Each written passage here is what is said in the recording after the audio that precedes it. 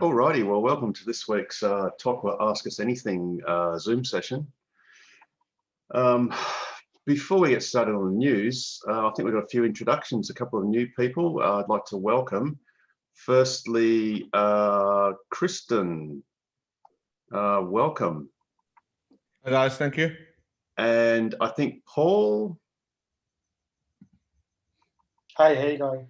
Very good, good. We'll get into what new cars, and I think Alex is new too, I think. We'll get into which cars. How are you, Harold? Sorry? How are you, Harold? Yeah, good, thanks, good. We'll get into what cars you've bought, which is Model 3, shortly, because that's all you can buy at the moment. But first we'll run through some of the news, and as Pete said before we started, there's actually been a lot of news this week.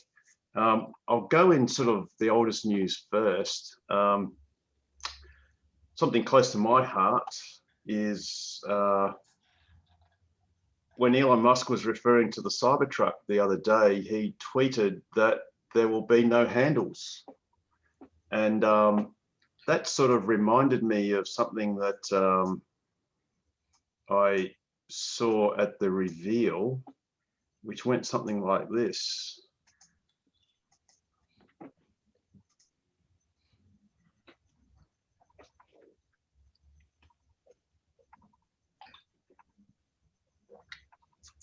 So the present prototype Cybertruck actually has self-presenting door handles, a bit like the Model S. And when you hit it with a sledgehammer, the door skin that is, you can see the handle gets all rattled, which can't be good for it. So I think it's a positive step that basically Tesla is looking at deleting the door handles. And there's been a bit of speculation as to whether that's only the interior handles. So it might be a bit like a Model 3 where you just have the push button to open the door. Or maybe it means a bit like the Roadster where there's a sensor on the door pillar to actually open it.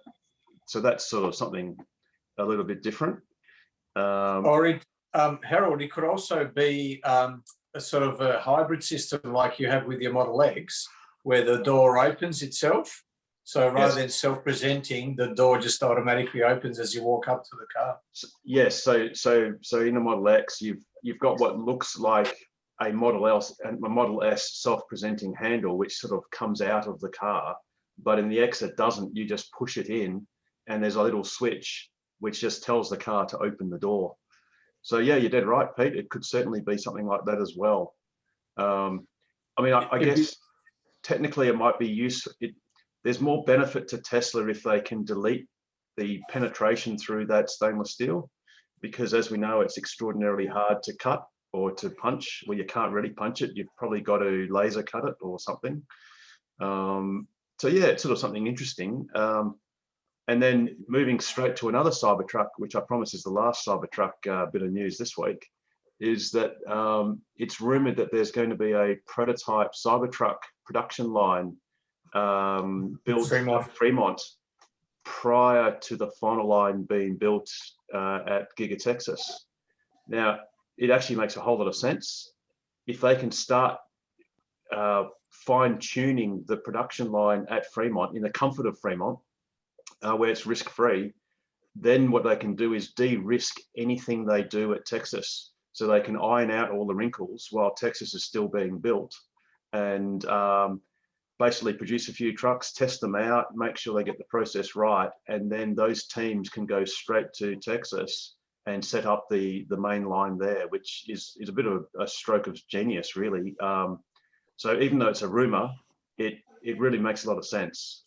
So for all our Cybertruck reservation holders, let's hope that that's what they're doing and they speed up that production. Now, moving on to a different car maker, Volkswagen, and that is spelt V-O-L-K-S-W-A-G-O-N, which in German is Volkswagen, which is people's vehicle. The national car. Yep. Yes, they well, they later alleged they had a bit of a leak to say that they were renaming their US division VOLTS, as in volts, not amps, wagon.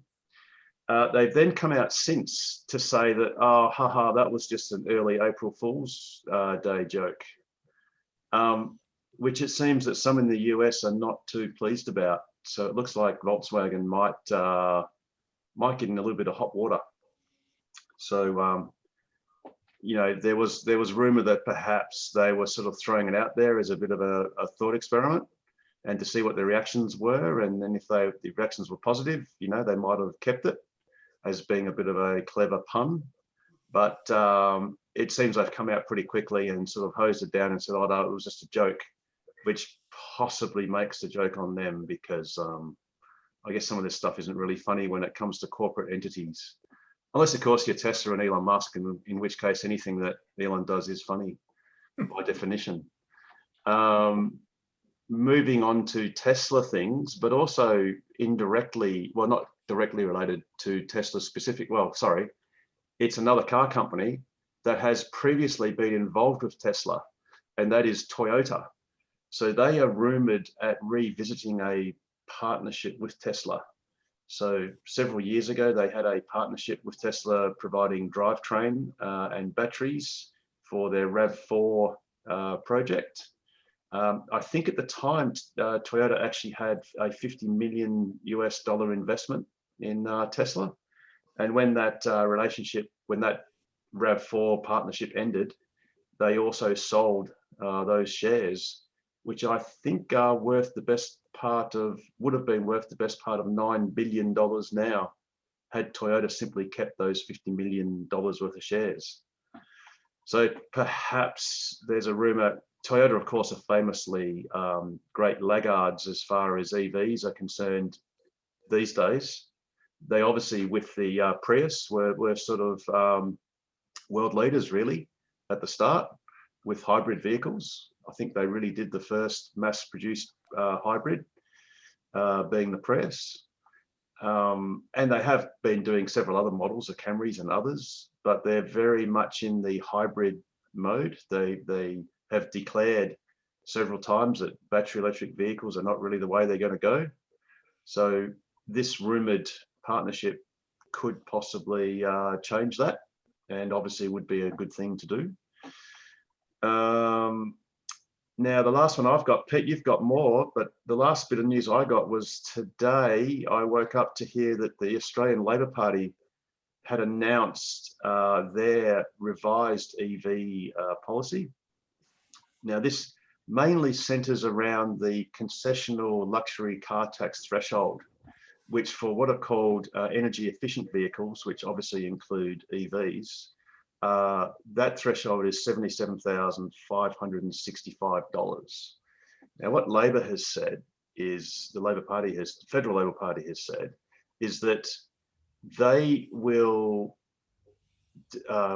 eliminate the import duty on EVs that are valued at less than $77,000 roughly.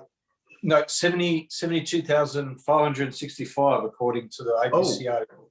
Yeah. Oh, right. That's interesting. So, the LCT threshold is 77,565. Okay, apologies. So it's about $72,000. So it's just underneath the Model 3 SR Plus. Ooh, that's interesting. Right. Okay. ABC are wrong. What's that? The ABC are wrong. It's the 77,000 figure. Okay. Okay. Well, cool, because that's what I heard this morning on the ABC radio. So, okay, well, let's just call it $70,500 roughly at that sort of, and that's basically firmly into Tesla SR Plus territory. Now, one important thing to point to make before we all jump up and down and say how wonderful the elimination of the import duty is, and it's actually a 5% import duty. Countries such as Japan, Thailand, South Korea, United States, China, and Malaysia already have 0% import tariff because we have free trade agreements with them.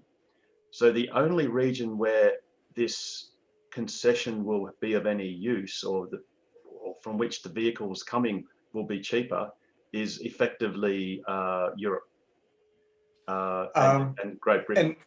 And most of those jurisdictions, I presume none of those would have a luxury car tax either, which is really the big killer.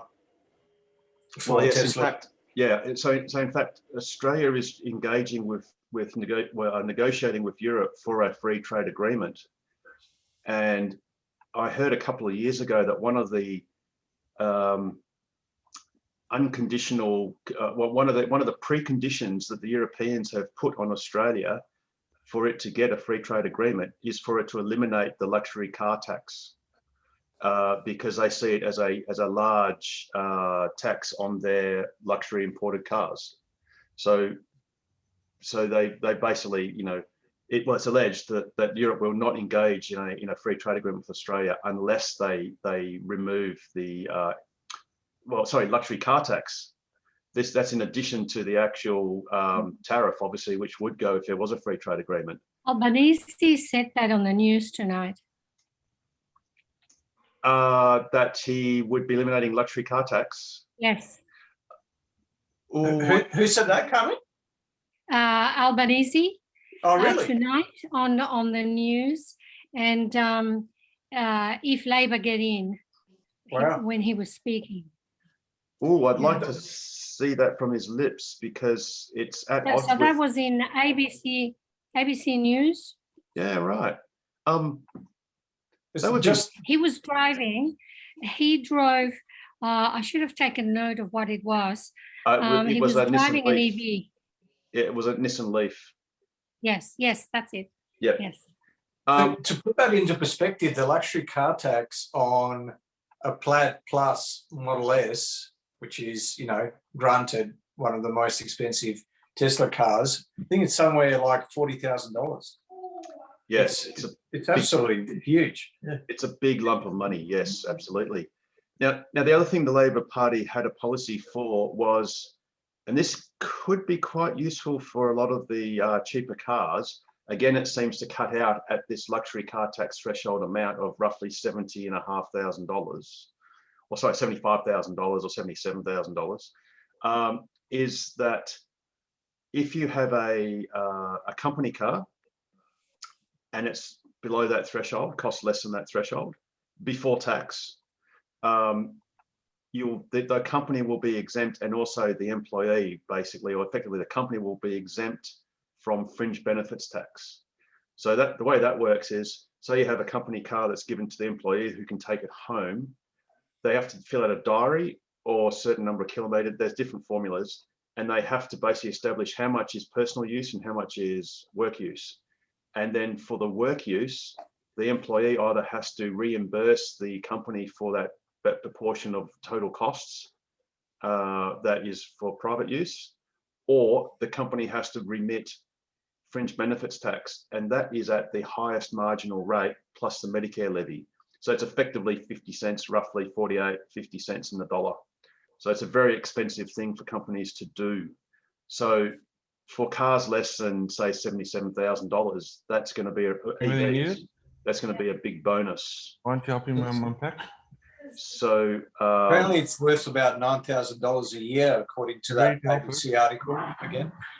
Yes, so the employer, yeah. So that could be a big impetus for. Now let's hope that the EV, let's hope that Tesla, for example, and their fleet managers approach all the fleet companies and say, well, look, you can do deals with your employees who even might not necessarily need a company car per se, that you could do some sort of salary sacrifice arrangement for the leasing cost, and you don't have to put up with the fringe benefits tax. So that's a big story. Again, it probably only, in Tesla land, only applies to the Tesla Model 3 SR Plus, because the long range is significantly dearer than that and gets above that threshold. Now, what isn't unsure is whether Labor would pro rata that arrangement beyond the luxury car tax threshold, or whether it would be an on or off situation. If it's higher, you don't get it. If it's lower, you're in. So that's sort of a bit of minutiae of detail that we haven't got yet. But I guess no doubt that will come as the policy is further developed or at least explained. So they're budgeting 200 million for the EV portion. There's also over 3 years. There's also 200 million for community batteries as part of that announcement as well, which would be fantastic. And they were, so that was $200 million for 400 batteries. So they're budgeting $500,000. So I guess you'd have to run the numbers on what sort of size that would be. That sort of sounds like a few power packs. Yeah, they said it would power between dozens to a few hundred homes. So power pack size, yeah. Yes, that's pretty cool. 40. So I guess, sorry, 400. So I guess pro rata, we get roughly 40 here, which would be great. Be fantastic. Yeah, Western Australia, like Perth and the Mandurah area, need about 150 alone. Western Power are actually pushing it on Twitter right now, talking about batteries, because they've actually realised the vehicle to grid's not going to happen. Indeed, and it's not going to happen, and that's dead right. I mean, as we explained last week, late last week, or late into last week's session, there are some frustratingly easy ways to have at least not necessarily vehicle to grid, but having your solar system easily charge your vehicle directly. Well, and actually use your car as a power source. You know, it's not going to happen anytime soon. But yes, we absolutely need more batteries because everyone's, you know, hitting up against the solar catastrophe that's coming around the corner. And you know, South Australia is basically now mandated. Well, they've actually said that some installs have to be set to net zero export. So they're banned from exporting any to the grid, which is actually quite fair. If you want solar, you use it yourself, and if you don't use it, you lose it. You don't, well, you just don't generate. You just don't create it and don't export it. It's happening even in the metro area in Perth already. Yeah, I've got a couple of clients where, and including myself, I'm looking at a power wall because we're coming off the 40-cent feed-in tariff, and I've got an odd situation in that I'm a three-phase connection, but where the solar system is, that's a single-phase connection, so a single-phase inverter on a three-phase connection effectively. But yeah, I'm going to have to export limit the 5 kilowatt inverter down to 3 kilowatts if I want the battery. And they'll let you do that. They'll trust that you can export limit it, and that they'll approve that. Yes, yeah. So I've been given conditional approval subject to export limiting the inverter, and my model inverter you can do it. So without having to put in anything, you know, buy any extra components. Yep.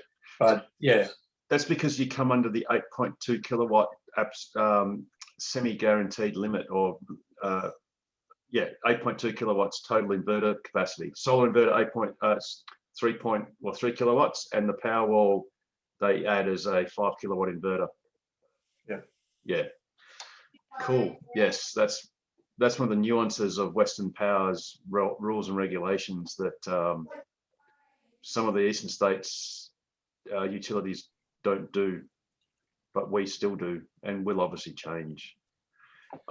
Pete, you said you had some other news items. Oh, sorry, there's also big news in the States tonight. Well, tomorrow morning, our time, is I think it's at 20 minutes past 4 in the afternoon. President Biden will be making an announcement to do with his EV, well, his transition away from ICE vehicles to EVs policy, which is rumored to be possibly a $10,000 tax credit on every EV sold, regardless of how many. Yeah, 7 to 10 grand apparently. Yep. So that should be great impetus for Tesla, because they obviously have used up their US federal tax credit about a year ago, I think it was. So yeah, it should be quite interesting. It needs to be resolved because there's it's impacting Tesla sales at the moment, just this limbo, or people don't know what's going to happen. So they don't want to be ordering a car only to miss out on 7 or 10 grand, you know, if they hold on for a week or so. So yeah, the sooner they get it out there, the better. Yeah, absolutely. I mean, well, that's another bit of news. Obviously, we all know that Tesla has just finished, well, probably now finished, and in Europe starting to finish their first quarter of 2021. So, you know, it's no surprise that Tesla's delivery center in Perth was very busy the last week or so with a large shipment of cars coming from Shanghai. So I think some of the people here may actually have gotten some of those cars. So to those, congratulations. It's super duper exciting. In fact, Alex, I can see your Poverty Pearl White Model 3 in the back, looking pretty cozy in the garage there. So once again, congratulations. Yeah, it's nice to space. It's nice to drive. Sorry? Nice to drive. Well, it sure is. I think you'll get furious agreement with all of us here. They are awesome cars. They really, really are. So speaking of details, which version have you got, Alex? So I've just got the standard. Cool. The standard run of the mill.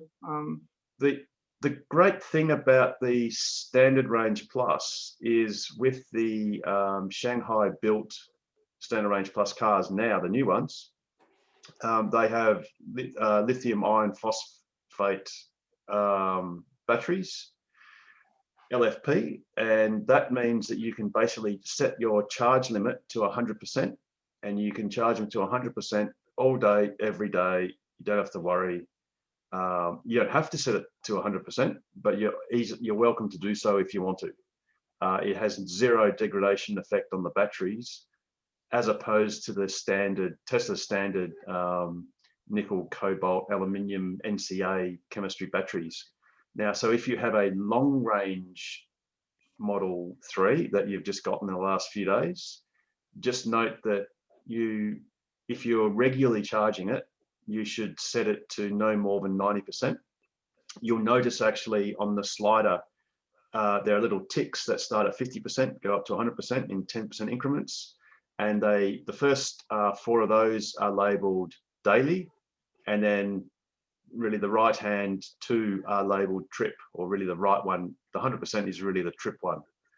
It's perfectly safe to charge for 100%, but what you ought to do is plan it so that it doesn't sit and marinate at 100% for any longer than necessary. So, you know, an hour or so is perfectly fine, but do then aim to use that first, say, 10% of the pack fairly quickly, which is easy to do. Just go for a short ride or start your trip. But like I said, if you're in a Standard Range Plus from Shanghai, so if your VIN, which you can see on your Tesla app, starts with, I think it's LRW or LWR, I think LRW, that is a car made in China. And if it's a Standard Range Plus, you can go to 100%. So you can basically leave it on charge all the time? So is that what you recommend, or? Well, the thing is, well, actually what happens is when the car is at the level you've set, so whether that's 90%, 100%, 80%, it will automatically stop charging in any case. What it will do though, is it'll sort of act like on shore power. So, well, look, say if you're outside and it's hot and you've got cabin overheat protection turned on, it'll use a little bit of energy to keep the cabin at a cool 40 degrees. And now if you're plugged in, even though you're at say 90% or full for what it wants, it will draw a little bit of energy from the grid to fulfill its needs. So for instance, if you're going on a holiday, when that becomes another possible thing one day in the not too distant future, one of the great things to do is you can just plug your car into the charger and just leave it on charge, because it will automatically, effectively, you know, you'll lose a little bit of charge through vampire drain. Now, for instance, if you've got Sentry mode turned on, which is when it uses the full self-driving computer and all the cameras and the sensors are always on and always recording and sensing what's going on. what you can do is if you're home and your car's in a garage, there's a little checkbox that says exclude home. So if you've set home as your navigation address, you can exclude Sentry mode from being on. But say if your car is on a driveway in a carport, you will want to have Sentry mode on while you're home. So it'll be using, I think it uses roughly about 200 watts of energy sort of continually, which, you know, for a 50, 60, 70 kilowatt hour battery is not very much, but you'll still lose, you know, a few kilometers a day. So if you're going on a trip, you can just plug into the charger and it will just keep that topped up at regular intervals. Now, obviously, under the exclude section, you can also exclude home, work, and favorites. So you can set favorites. I think there's a little love heart or a star. I can't remember what the favorites icon is when you put an address in. And you can also exclude Sentry mode for favorites as well. That has to be done on the console, Harry, not on the app. Oh yes, sorry, yes, of course, yes, absolutely. So what you do is you on your main screen, on the lower right-hand side, there's a little car symbol. So that symbol, that icon will basically get all your car settings. So you press that, and then you go to. You can just press the battery, Harold. No, sorry, for setting excluding home for your Oh, sorry. Okay. Your Sentry. And I forget which icon the I think it's favorites, the little heart. Oh yeah, cool. Yep. That's for a navigation thing. Yeah, cool. Pete, you said you had another couple of items. As you suspected, that there may be a bit of overlap between what you covered and yes. what I had down. So yeah, you've 5 out of the 10 you've knocked out of the park already. So yeah, I had the Labor policy, had Joe Biden's policy, had the Fremont Cybertruck line, had the People's Wagon and Cybertruck no handles. So you covered all that. Actually, on that Cybertruck no handles, I reckon it'd be really cool if, you know how with the Model 3, if you've got your phone, and Model Y, if you've got your phone and Bluetooth turned on and you're using your phone as a key, if you press the handle when you're within, you know, a few meters of the car, it opens it for you, but locks it when you move away. Yes. I reckon it'd be great with the Cybertruck is not for it to open as you walk up, but because it will have another camera on the pillar. If you extend your hand forward, it'd be great if the door would then open and then you just pull the door out by your hand. That would work. So I was just thinking, yeah. Because there was talk that, well, perhaps it's a bit like the Roadster where there's a bit of a fingerprint or a finger reader or something. But of course, or a card reader. Yeah. No. For the Roadster, it was your finger, I think. Was it? A finger sensor. Right. But then, of course, they're saying that won't work if you've got gloves on, such as a construction worker or whatever. Exactly. So if they use the camera to optically, so yeah, that would work. That would work. Cool. Yeah. Nice one. Okay, so I've got 5 items. Probably start with the one that's closest to home. So, Harold, for our electric go-karts on the 2nd of May, did you say 35 of the 48 tickets are sold now? I did say that this morning, and now I'll say that 38 have sold. Fantastic. So, okay, so 10 to go. We're up to being a full house, so that's pretty cool. For those guys that are new or who aren't aware of it, Harold has sent out a couple of emails to Tesla Owners Club members. If you're not a member, the discount is $20. We've arranged a $20 group discount, which pays for your annual Tesla Owners Club membership. So if you're interested in going go-karting, sign up to the club and you get your membership for free, effectively. So that's on the 2nd of May. And Jürgen and Helen Lunsman, who are the driver and co-driver of the immensely successful green theme, the Tokiva racing car. So Jürgen's going to be racing and Helen's going to be there as well. And they're both absolutely fantastic when it comes to sharing driving tips. And Jürgen's a professional driving instructor as well. So that should be great fun. If you're not interested in driving, we'll probably have, by the looks of things, the whole menu to ourselves. So there's food and there's there's games, arcade games and stuff like that for kids as well. So yeah, feel free to come along, and that won't cost you anything. So that's completely free of charge. So covered that one. And today's a special Tesla anniversary. Is it today or tomorrow? Yeah, tonight anyway. Yes. Yeah. Penny's 5 dropped. years. 5 years. 4 years. 4 years. 2016. Sorry, no, we're in 21. 5, Pete. Yeah, sorry. I can't count. Thanks, Rob. That's all right. Yeah. I know why, Pete. You were a former stockbroker, so you used to go 4 shares for you, 1 for me. 4 shares for you, 1 for me. Oh, below the belt there, Harold. We weren't running no boiler room. I'll have to take that one on the chin. Thanks. So that was 1st of April 2016. Yeah, that was the day that I ordered my Model 3, and plenty of other people ordered theirs and waited 3.5 years for it. So, yeah. So that was the other one was the Semi. Looks like they're bringing that into, or there's a rumor that they're bringing that into production at Nevada. So similar to the Cybertruck line.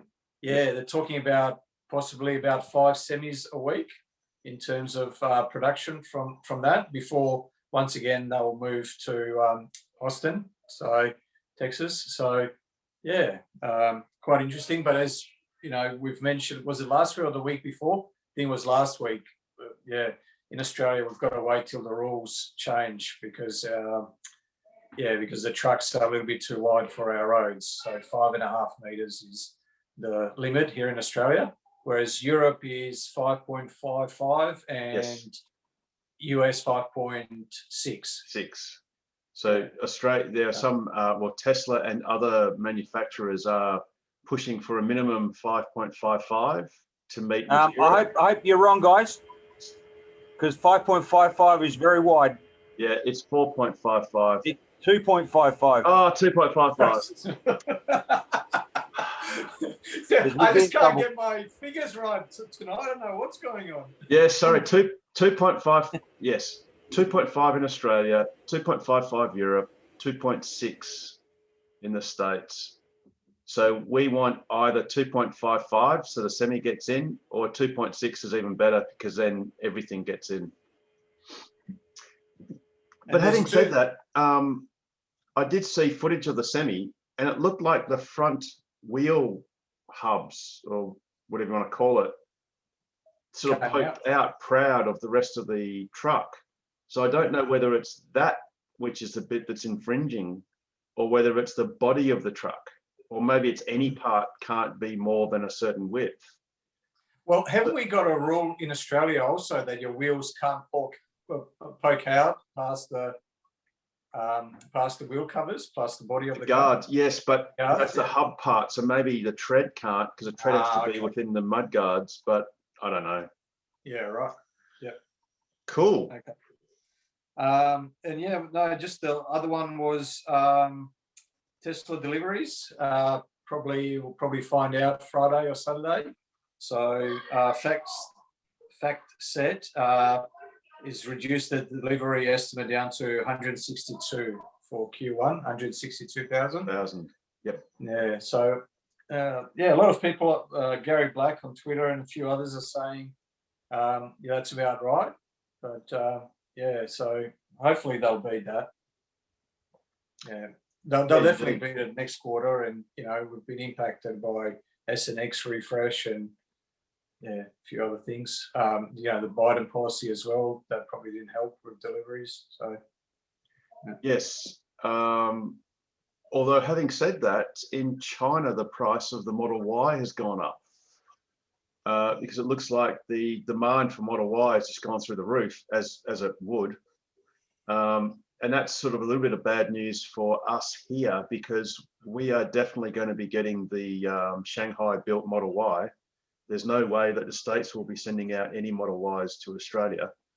So what we're really relying on is either Shanghai boosting its production, or the local demand abating enough for them to make it, well, for them to feel it's worth their while to send some to Australia, which we obviously want them to do because the Model Y is an awesome car.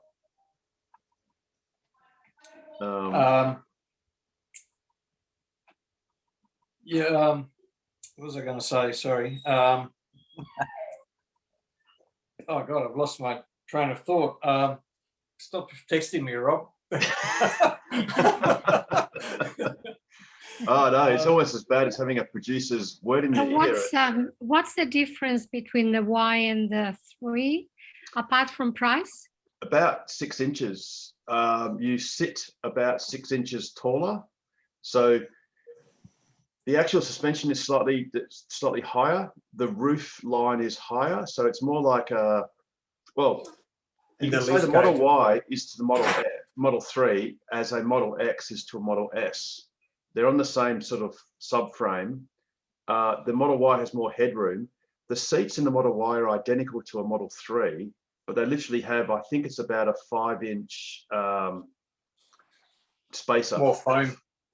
Yeah. Oh no, they actually have a metal frame, so they actually mount the standard Model 3 seats on this booster sort of arrangement. So it's higher, you sit higher off the floor. So it's more like an SUV type seating position than a sedan. And it's a hatchback, that's the big one. Yep, and it has a hatchback. Oh, well, forget it, yes. Not into those. And it's, so if you want a bit of storage, it's easier to have more bulkier items rather than to be restricted to what can fit through the boot of the standard Model 3. So you could really say it's less sporty. Yes, it's less. It looks the same. It's just a little bit taller, but even the hatchback, Carmen, it looks the same as it does on the Model 3. It's just that where it opens is a little bit higher up, so the pivot point. So looking at the car, you wouldn't know whether it's a hatchback or a sedan. So the glass is part of the hatch. So you have the boot part plus the glass opens as one piece, whereas in the Model 3, the glass stays and it's the metal, the only bit that moves. So you could say it's if you're sort of more active or you want more utility from your car, so you want bulkier things to store, perhaps a push bike or some other things, you can actually get a 7-seat version of the Model Y as well. Oh, wow. Although they are unashamedly small seats in the back row. They're really kid seats, aren't they? They are kid seats. It's really for a young family. I mean, from looking at the YouTube videos, an adult could fit, but you know, be very, very cramped and would have to be a fairly short adult. Yeah. So what you're saying is just buy a Model X. Well, you can't buy them for love nor money, but like the Model Y at the moment, they're not out until next year because of the refresh. The Model S. Or the Model S. So, or the Cybertruck, or the Roadster, or the Semi. Or the Semi. So it's or Model 2, Model 3 all the way at the moment. That's what's doing heavy lifting for Tesla. The ATV. Any idea when we can get order a Model 3 or get delivery of a Model Y? No, it's the website keeps saying stay updated. It will literally be one day that switch will get flicked and it'll say order now, and all hell will break loose. And we have to make a pact. As soon as any of us find out that you can order it, we've got to let everyone know. Text. Put your order in first. Look after yourself first. Put your order in first, but then let everyone else know. I was just going to say, I promise you, Pete, as soon as my order is in and confirmed, I then might think about letting you know. That's very nice, very gracious of you. Thank you, mate. Well, actually, there's another piece of good news too. That was sort of a flash in the pan. I don't even know if it's still available, but Tesla at their Australian shop put up their Tesla Keeler bottle for sale. Decanter. Sorry. Not a bottle. which details, it's glass. It looks like a lightning bolt. And it's at a very convenient cost of $210. Yeah. And it has a quantity of 2 order limit, which conveniently puts the price to $420 for 2. I didn't think of that. Well, I did because I ordered 2. Very good. And that's all I could get. And yeah, it happened to be $420. Very good. So that's another. You think that's Elon? Surely that wouldn't be him all the way here in Australia. I think his sense of humor must be spreading down the Tesla chain. Well, that's probably why they limited the number to 2 and not 3 or 4. But I'm not sure if they're still available. I'll have a quick look. So that was they take 750 ml of alcohol or of any liquid. Yes, I guess traditionally it ought to be tequila, but it's decanter lifestyle, and it is still available for $210, but you can only put 2. Yeah. So it's got the nice little metal holder, and yes, it's a nice presentation box. And one thing you don't get, Harold, is you don't get the shot glasses that you did with the full one. Yeah, that's a shame. That's a shame. It is. Do you think you could order 2, go back the next day, order another 2, go back the next day, order another 2? I have no doubt. How much do you drink, Nigel? I'm a little piss pot boy. Well, according to your background, you live here. You've gone for a moment. Anyway, you're somewhere in the galaxy. There you are. Yes, just there. But yeah, so that's the decanter.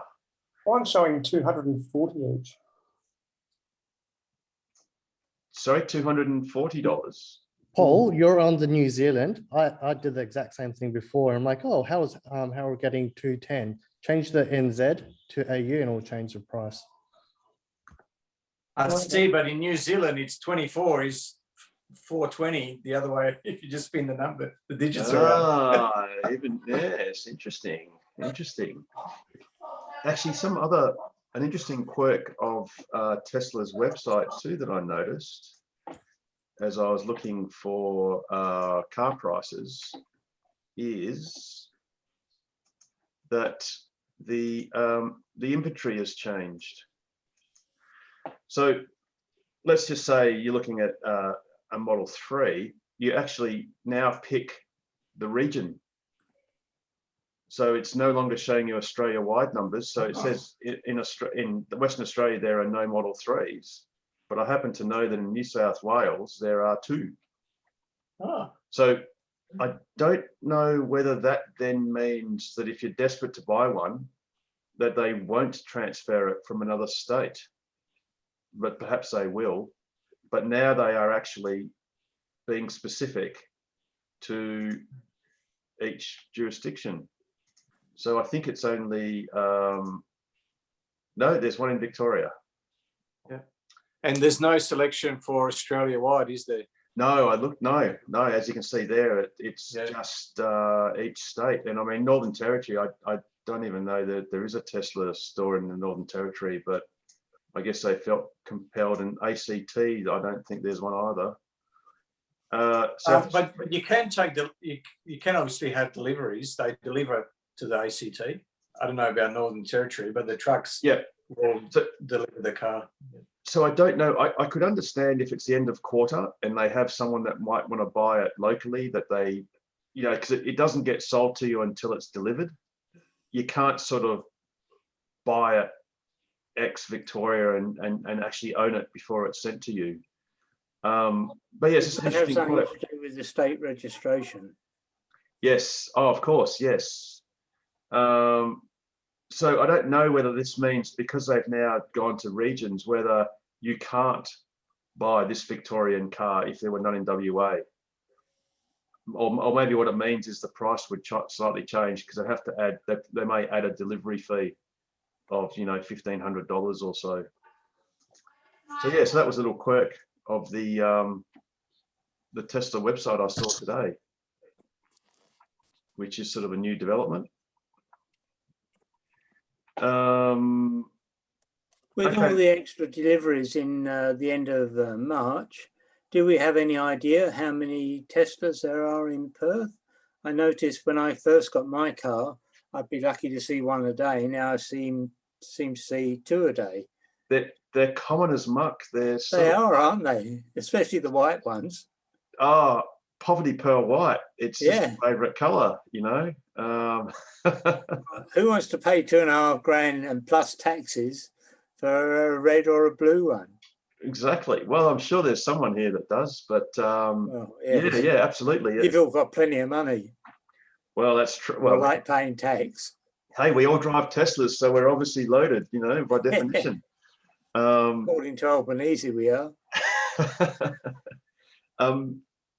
Yeah, but I mean, the pearl white's beautiful. Yeah. But David, what you were saying, so I think would be somewhere under 1,000 Teslas in WA at the moment. But with these deliveries, even if we completely ignore Model Ys, so what was it, Harold? 150 or 180 they got delivered last week? Oh, I think between 150 and 200. So yeah, let's call it 180-ish, something like that, roughly, approximately. And it's looking like next quarter will be even more. So we're going to have as many cars delivered this year as probably comprised the entire fleet last year. Exactly. So that's a 50% increase, or 100% increase. Sorry, 100% increase. We're not very good with the figures, no. No, that's terrible. That must mean the share price is going to go up tonight. So yeah, they're going to double the fleet this year in WA. I think I'm going to have to put a red stripe, a red go faster stripe on mine, so I can recognise it in the car park. I was parked alongside another one today in town. Either that, or you might have to press the honk on your app. Oh yes. Or flex the lights so you know which one's yours. Or maybe just make it come forward if you've got FSD. Might have to summon it so you know which one's yours. Couldn't justify that extra 10 grand. Oh, I tell you what I saw was someone actually buying full self-driving using their Tesla app. And it was the smoothest $10,100 that could ever be whipped out of someone's credit card. It was just so smooth. Basically, you just go into upgrades, tick the the full self-driving. It says it's $10,100. Gives you the last 4 digits of your credit card to confirm that that's the one that they're going to charge you on. Press go. It says your purchase has been confirmed.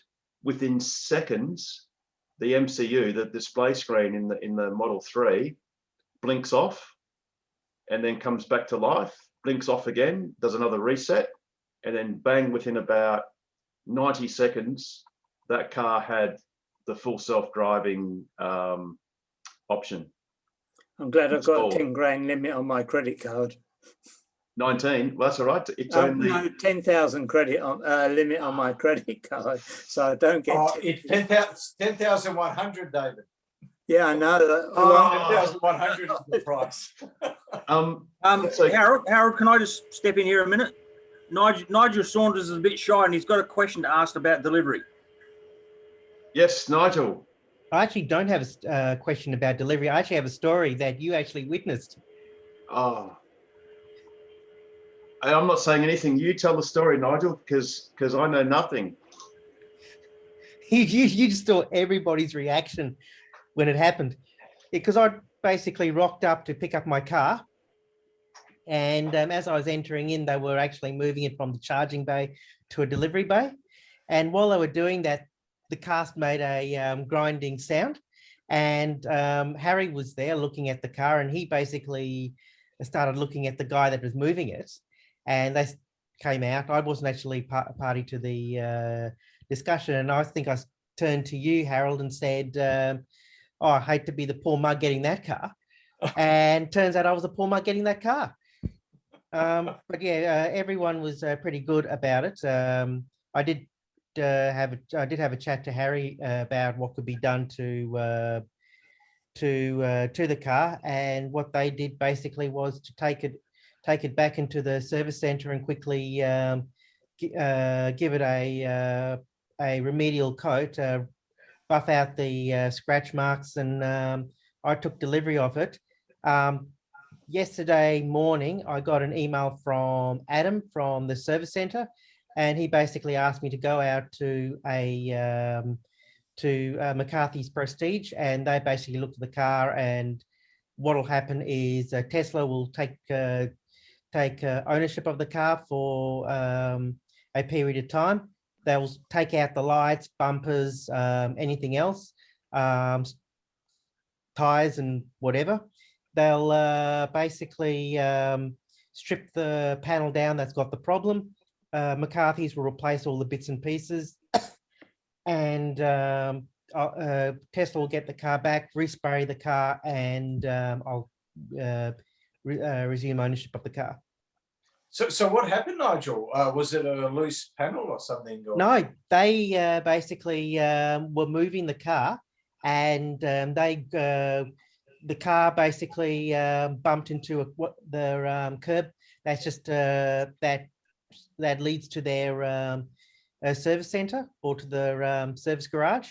You know the ramp. There's a ramp that goes up, Pete. And it's yeah. And there's a curb on either side of that ramp, and it's the car's scraped against part of that ramp. Yeah, right. But apparently they've also damaged the under plastic as well. Right. Yeah. So as the McCarthy's came back, had a look and said, well, that plastic has to be replaced, as well as I think a couple of other components. It's not cheap for Tesla to replace it, but they're taking a lot of responsibility for it. Yes, as indeed they should, because well, by definition, it wasn't even your car. Yeah, I hadn't signed over for it. I did take pictures, luckily enough, and I did talk to Harry before I even took ownership of it. But yeah, I think everyone was trying to. I think the guy that did it in the end had to do the delivery, and he was very apologetic. Which is all you can do, really. I mean, it's nothing much they could do apart from. Well, I could choose not to take delivery, but then again, it's a very long trip back home. So I said, well, I'd rather take delivery, and we'll sort it out during the week. And look at the bright side. You've already had your ding. Like, you know, it's the first scratch. It's the first ding. It's the first. Yeah, at least I didn't do it. I took delivery of it. Yeah. Yes, look, these things just happen. Only a Tesla owner will do that. Yeah. I mean, you know, my wife's Model S, which is nearly 4 years old, or sorry, was nearly delivered 4 years ago. That delivery was delayed because it had damage in transit. Yeah. It had to be fixed. It was panel damage, so it had to be sprayed, and so they delayed delivery for a few weeks. And unfortunately, we were only told about it a couple of days before it was due to be delivered. So, you know, unfortunately, these things happen on occasion. Yeah, look, there's nothing much you can do about it.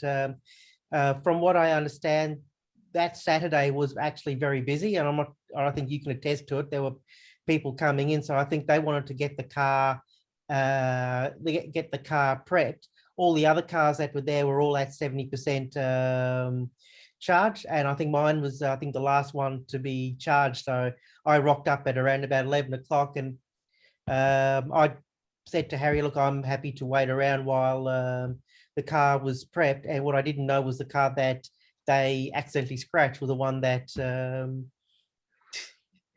was the one that was mine. But anyway, it doesn't really matter. My job is to deal with these disasters as they arise. So I knew fully well that that all I could do is basically say to them, look, I'll take delivery, but just you guys take responsibility, which they did, and yeah, it's all been working out so far. But I'll just keep you guys apprised through through the Perth Stockbook page. I won't do it to the Tesla Zona group one, but the Perth one. So no, it's cool. Look, it's a dying shame that you had to go through this experience. Yeah. But it's still valuable to give the feedback on how it went, because as bad as it was, at least Tesla have handled it appropriately. Yeah.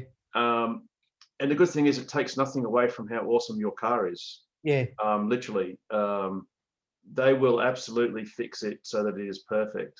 Yeah. And that's what really counts. Yeah. You know? And I guess in one sense, it's a war story. You know, it's something that you can say that, you know, you waited all this time for the car and they dinged it on the delivery. But, you know, worse things have happened. I've heard, it was many months, probably a year ago, there were a batch of cars that were going by rail, and there was a severe thunderstorm near Kalgoorlie, a hailstorm. And the cars are on top of the transporter on the train were basically written off. So they were owners that weren't going to get a car, and they would have to have waited an extra, you know, several months. Yeah, because if they're coming from America, not many of them actually arrive, because I know that there's several past owners of that Fremont factory that actually abandoned it because they just couldn't deliver cars at the acceptable range that the customers wanted it. So Tesla are doing a pretty good job in delivering cars from there, but I suppose the reason why they're coming out with developing Giga Texas, Giga Berlin, and Giga Shanghai is so they can actually meet their demands. Oh, look, Tesla are expanding. You know, I think Elon was asked, you know, whether he maintains this 50% growth rate, and he's been quoted as saying, well, it could be closer to 60. Yeah. You know, and that's per annum compounding. And he's effectively said that it could be 100% this year, in 21, because was it the French analyst who asked the question on the earnings call? Oh, Pierre Farragut. Farragut, yeah. Yep. So I think he said, we'll be around 840 to a mil, and Elon said something along the lines of somewhere around there. So, you know, if it comes in at 1 million, that's 100%. It is too, because Tesla were 499,000. Yeah, because last year their bumper was a bumper delivery for them. Every year has been. Yeah. But it's just been growing. Yeah, but you know, they got held up by COVID, obviously. So, yeah. Well, by way of example, at the end of last quarter, there were 2 salespeople, namely Harry and Joel, that were delivering cars on the 31st of December. This quarter, there are 5 salespeople. Yeah. You know, so that just shows the growth, and it shows that Tesla is taking Perth seriously. Yeah. And they've hired a operations manager as well. Yeah. Oh, cool. So so there's another person in management. So fantastic. Well, the fact that they've got themselves a special showroom actually shows that they are serious about Perth. Yeah, and ironically, it's almost too small. It's sort of, particularly when you have these huge delivery or tsunamis, really. Yeah. You know, if you're delivering a couple of 100 cars in a week, that's difficult. If you deliver those couple of 100 cars in a month, that's easy. Yeah. So I guess the real goal is to try and spread those deliveries out if you can. But that's classic Tesla, where they'll batch process, because it takes time for cars to propagate through the system. And obviously at the start of the quarters or earlier on in the quarter, that's when they'll produce international versions. And then at the end of the quarter, they'll produce the local ones where people literally take delivery hot off the line.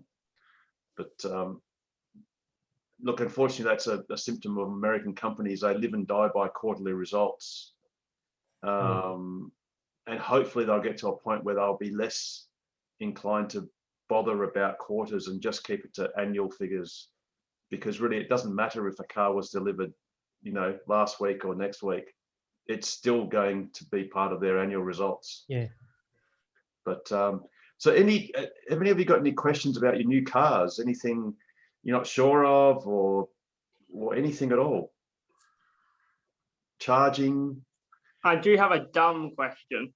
There's no dumb questions. Okay. The other day I was driving around, went through a roundabout, indicated onto the roundabout as you do, indicating off. The indicator doesn't really want to flick on to indicate left off the roundabout. How do you indicate off the roundabout?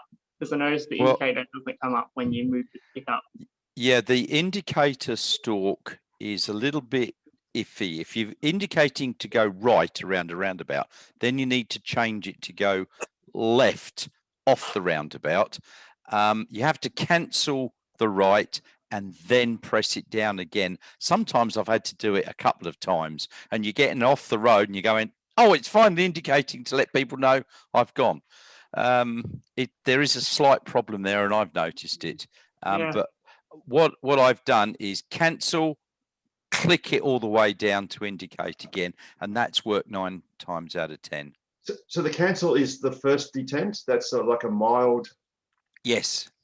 So you do a halfer and then you do a full.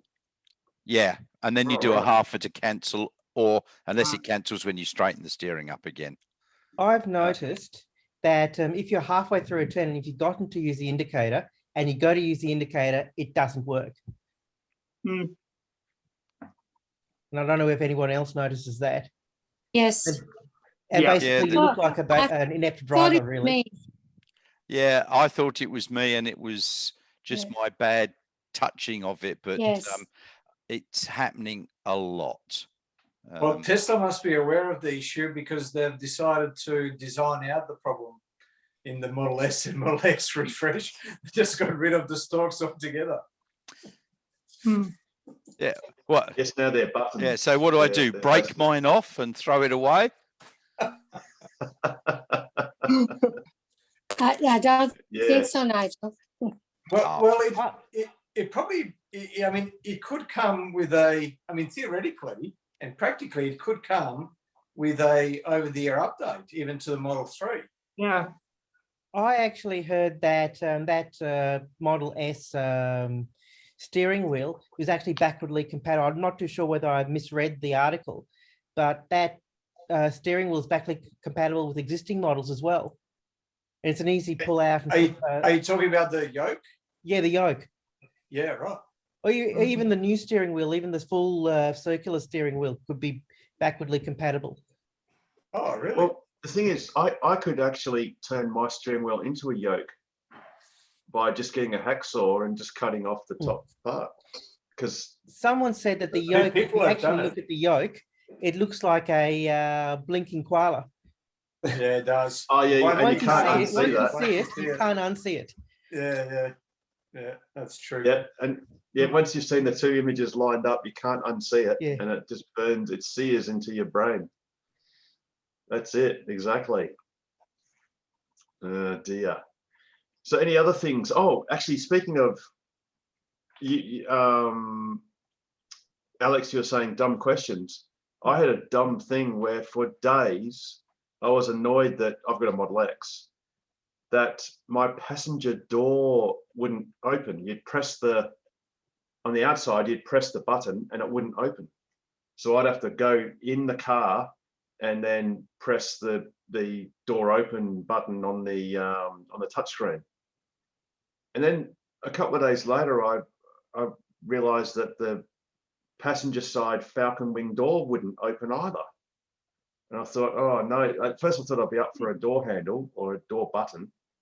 And then I thought, well, maybe there's something to do with the wiring loom, because maybe that's gone faulty, because both the front and rear passenger doors wouldn't open from the outside, no matter what I tried. And then I looked in my menu, and there's a menu item called driver's door unlock only. and I think the Model 3s might have this. I'm not entirely certain. Yes. No. And yeah, I think there is Not a that I driver's know of. door unlock on park. When you put the car in park, only the Yeah. driver's door unlocks. And Oh yes, there for is. some You're reason, right. You're right. There is. that Yeah. switch- Yeah. Yep. And for some reason, that switch had inadvertently turned on or turned on by itself, because I'd never had it on my car. So as soon as I turned it off, suddenly everything worked perfectly. Just the car. Sorry. Just a tip: if you're cleaning a screen, Yeah. so you obviously know about this, Harold, but for the new guys, if you're cleaning the screen, just put it into into cleaning mode. Clean screen mode under display. Yeah. Yeah, I did that otherwise- today and turned on the car seat heaters without realizing. Duh. And Nigel, isn't it you get that weird warm feeling sort of moving up? Well, I didn't turn mine on. I turned my wife's on, and she was going, "God, it's hot in here, isn't it?" And I'm going, "No, the aircon's lovely." It's that time of life as well, you know. Oh dear. So I've got something, if you don't mind. Yeah, of course. Yeah, for all you newbies, I hope you've downloaded PlugShare, and that will help you find places to charge at, and also you can put say I'm there and I'm charging, and how long you're going to be charging for. But I know some people don't do that on a regular basis, Harold. Sorry, you mean check in? Yes. Okay. We're going to have that chat. Anyway, no, I've actually come across another website that you just register once, download something, and that's it. And you don't have to worry about it. And it's called Need to Charge. Needtocharge.com. That's TO, not two. There are Is it NEAT?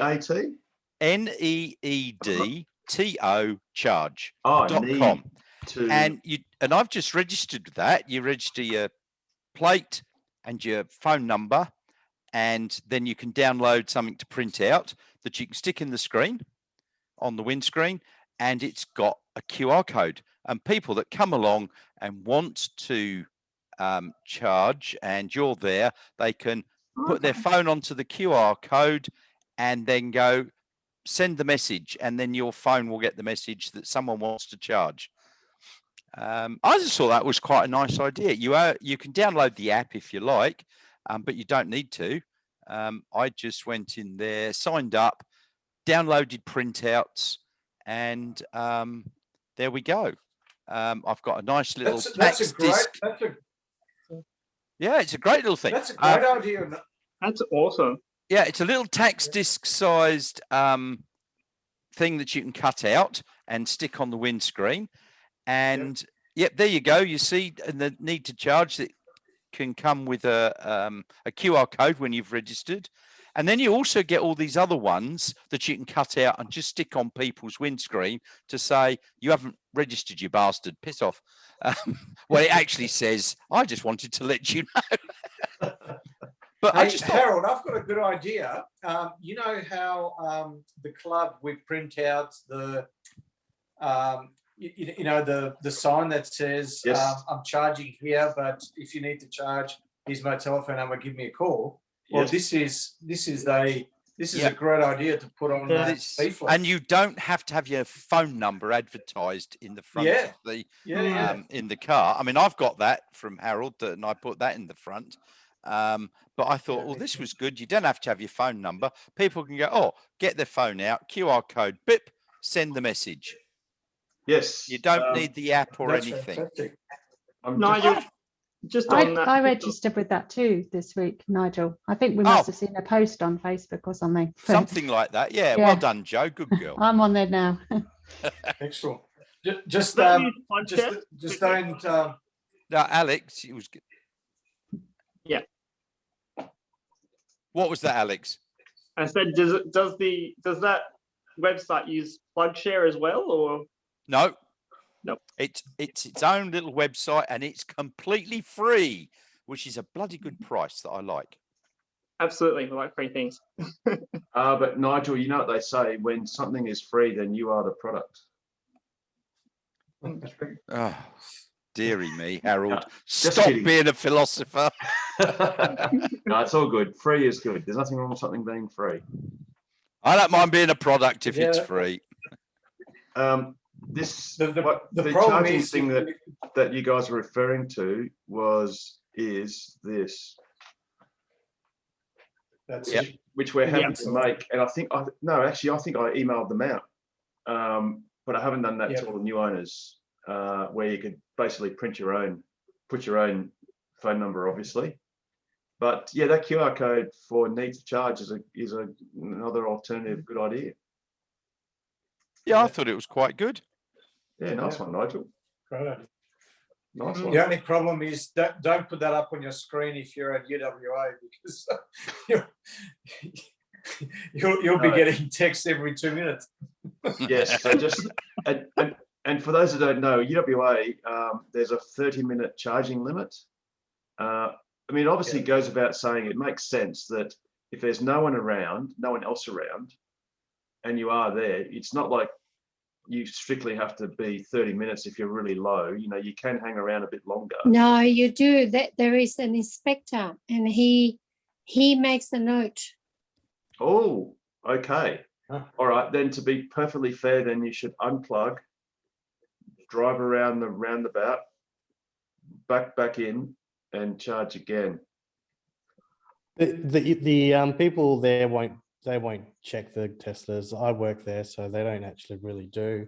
Yeah, we can charge there a bit longer if you need to, but obviously their work hours, so their work hours 8 to 5. So if you charge outside of those, if there is no one else there, then yeah, occasionally 40 minutes or something, and then head off. I normally charge at the computer science around the corner. I have that sticker on the signage there, but no one's actually called me yet. So we've been complaining about a few other people charging there and leaving there to charge. They only use the charge for maybe 3-4 hours and they leave it there for a whole day. So maybe we've been leaving notes on their cars occasionally. Well, and that's another point of etiquette. It's not good etiquette to leave a fully charged car at a charger, even if there's no time limit for the charger. It's a little bit, it's akin to you fill up your petrol car at the Bowser and then you just decide to go off and watch a movie or something. You know, you just never would do it. So people shouldn't do that either for EVs. There are places in the world that have got, I think it was Victoria or somewhere, that have got a fine for people parked at an electric vehicle bay that is an ICE, and they've got a fine for electric vehicles parked there that aren't charging. And I think that we should get that Australia-wide and even take it one step further, tow the bloody thing away. Well, oh, I'm nasty, I know. Go, Pete. No, there are people that, and I've witnessed it myself, that will go to the charger first thing in the morning, and then they'll take the train to work, leave the car there the whole day charging. So the car, you know, is charged in an hour or two, and 8 or 9 hours later, they come back off the train and pick up their car and go home. So well, let their tyres down. But at Busselton Beach Resort, there is a note to say that the vehicle bay is to be used whilst charging only. Otherwise, fines will apply. Yeah, because it's not. That's an RAC one. Yeah, it's not parking. It's a charging spot. Okay. It's not a parking spot. I think it's fair enough. Yep. Yeah, absolutely. So it's good. It is definitely good etiquette to do the right thing, because Harold, someone's trying to ask a question. Oh, sorry. Go on. No, that's all good. I'm just sharing my screen anyway. Is it working? Oh, yes. Yep. Oh, Yes. Good. I was point, actually Ewan. looking at this the other day because I was looking at my power bill. Someone was asking me about my power bill, and then I went on this the other day. I'm like, okay, things have changed. 2 things I noticed on the EV home plan was they don't give you $200 back. I'm still getting my $200 back slowly over the first year. So they've taken that incentive away.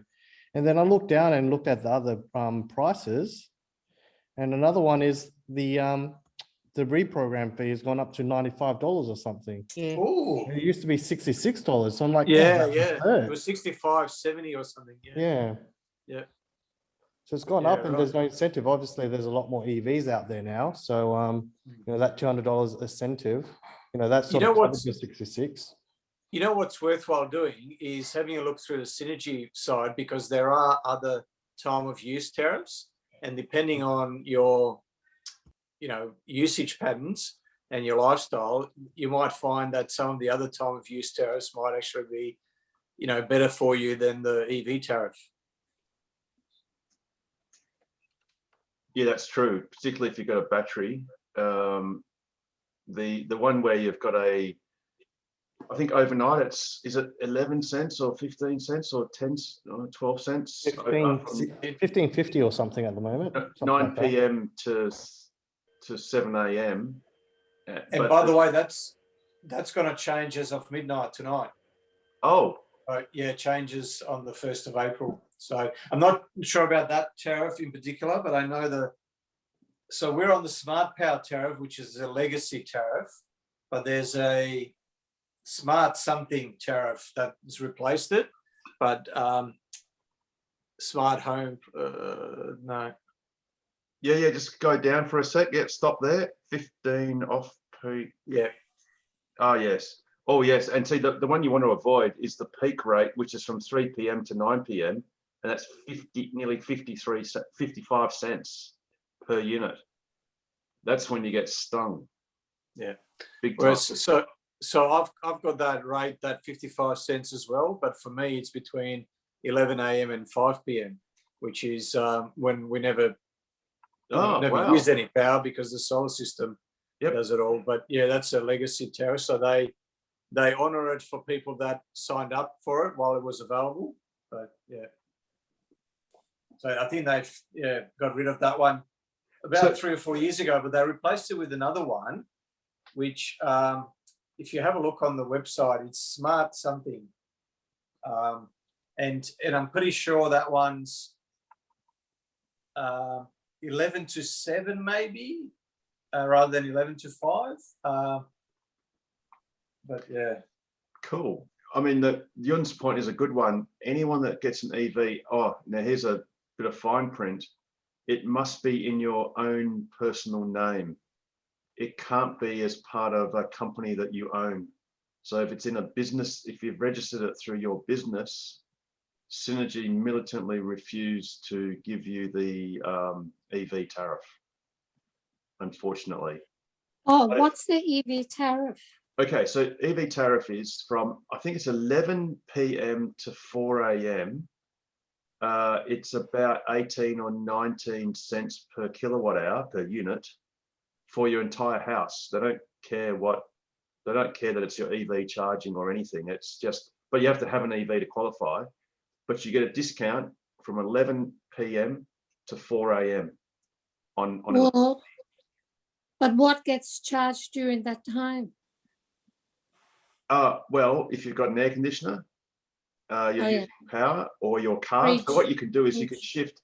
The Synergy's idea there is to get EV owners, rather than coming home at 5:30 at night and plugging in their cars to start charging, and then that exacerbates the duck curve with solar panels and everything else. Okay. They give you a price signal. They say, well, we'll give you a discount of, it'll be a discounted rate of 20 cents per kilowatt hour from 11 p.m. to 4 a.m. So what you do is you plug your car in at 5:30 when you get home, but you set it to start charging at 11 p.m.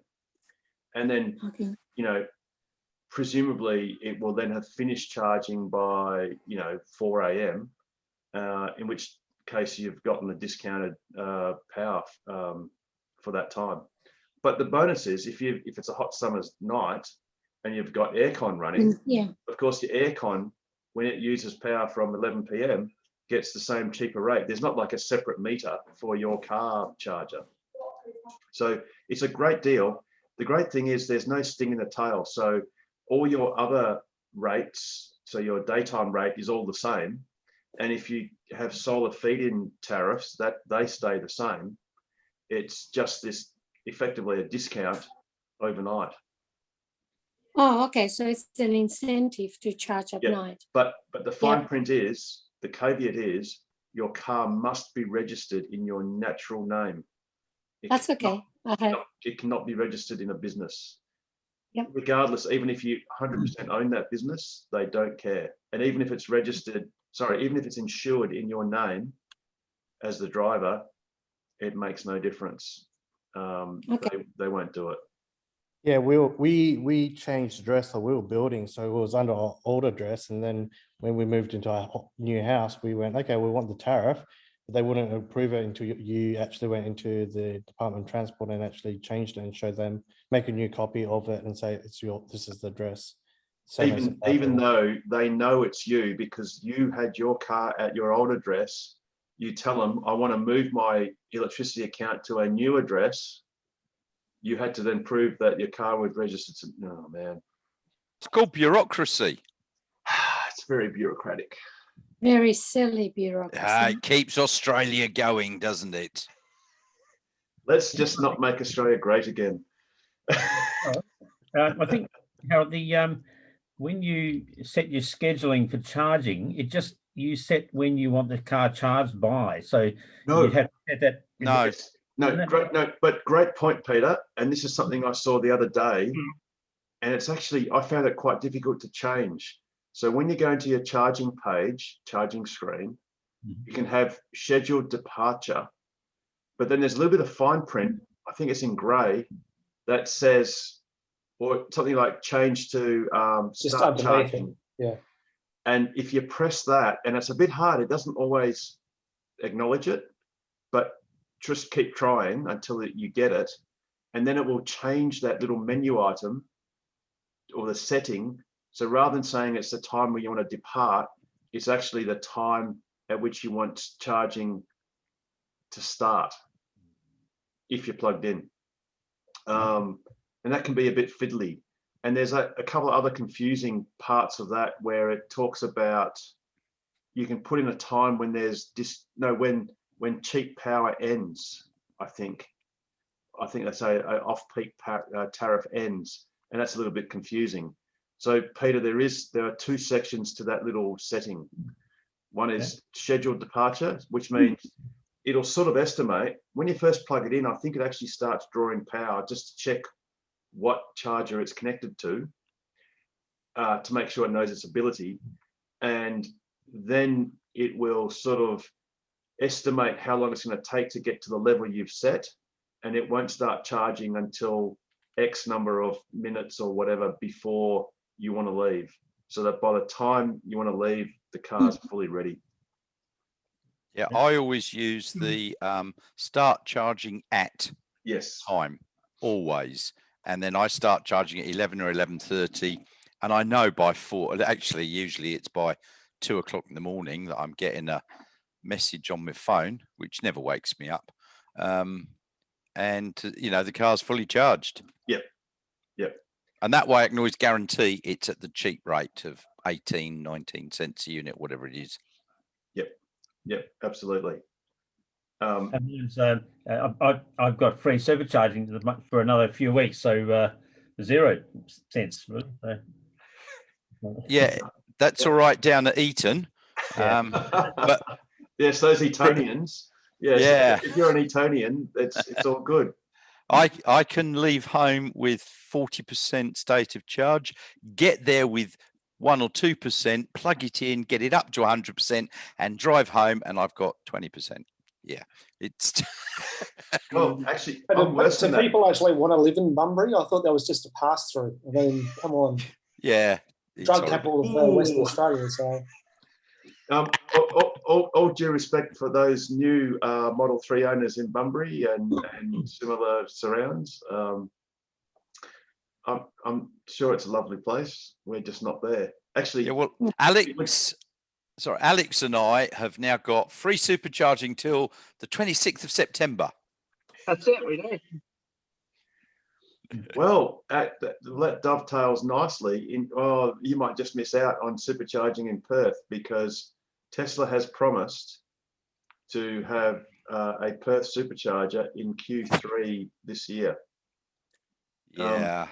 That's not to say that they didn't promise to have supercharging in Perth in 2017 and 2018 and 2019 and 2020.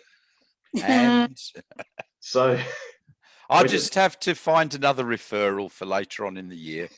Yeah. Well, Alex, you want to buy another one? Oh yeah, that's right. Your dad wants one. And there's no way that Alex would refer himself, is there? No, of course not. Which, by the way, he is fully entitled to do. You can refer yourself. I could do that. Yeah. And you'd be mad if you didn't, because then you'd get 1,500 kilometers of free supercharging for your first car and your second car. Oh, and you get a entry into to win a Model Y that you can't have yet. But you know, we can only dream. Exactly. Harold, I can get Nigel, I can give you some of mine. I haven't used any of them. I've got 3,000. Unfortunately, they're not transferable. No. Carmen would have to just simply lend you her car. Yeah. I can see how fast it goes. Yes. Well, look, the Busselton chargers were good. There's two by the shopping centre. Yeah. Yes. They're great And at Busselton Central. Yeah, and there was another Tesla charging when I went, but the first time, and I've charged up to go home tomorrow, and it was very easy. Yep, no problem. Yes, it's a standard Tesla destination. I did go shopping there, so it's. Carmen, did you end up being able to charge where you staying overnight? No, I've been going to Busselton Central, but I go into town most days to get something I've been taking the children to the playground. So, but I just did a bit of shopping in the shopping centre. It does take a little while, but if you do it daily, then it's not too bad. It's just an hour or an hour and a half. Yep. It's 4 kilometers from where I am. That's it's a good spot. Yeah, it's a great It was spot. hard to find because you don't really see them. Yes, and then but it's fine. The other one doesn't work for a Model 3. The one on the jetty. It does. No, there's a sign that says it doesn't. Yes, but don't let the sign get in the way of charging, because Okay. I know someone that oops. Do we need an adapter, Harold? No. So I know someone in a Model X that charged there who did need an adapter, because that's CCS. You can't actually see it, but it does work on Model 3s. So in fact, there's a Model 3 right there, plug straight in. So that looks like Joseph, right? it is Joseph. Yes. Can you see Who this? else? So that one does work, Carmen. Oh. Yeah, they've corrected the problem. Yeah, Well, Tokwa came up with a solution and presented it to Control and the RAC, so that they could be retrofitted with this little design or retrofit that makes them work. Can you see that? You haven't got it anywhere near the camera. Oh, okay. You need to put it near the yeah. Go the other way. Go to the right. Yeah, that's it. Fast charger currently not compliant. No. Okay, so it is now. Is that on PlugShare? Is it, or is that on is that ChargeFox saying that? ChargeFox. Oh, well, that's out of date. I took a photo. Okay, so we need to contact ChargeFox and tell them that it's fixed. Okay. Oh no, hang on. Fast charger current. Oh right, yes. Okay, and the AC is right. No, that's old news. I guess no one bothered to tell them, unfortunately. I dare say that's probably the RAC hasn't told ChargeFox it works. It didn't matter to me because you have to pay for it, and I went to the shops and didn't pay, so it was fine. Yeah.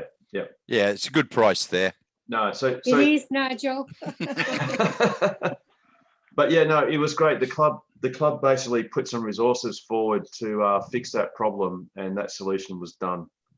Okay. For the benefit of all Tesla owners. So yeah, it's good. Well, it's yeah. a good spot to have one because everyone goes to the foreshore. I've been amazed at the upgrade on the foreshore. It's very good. Yes, absolutely.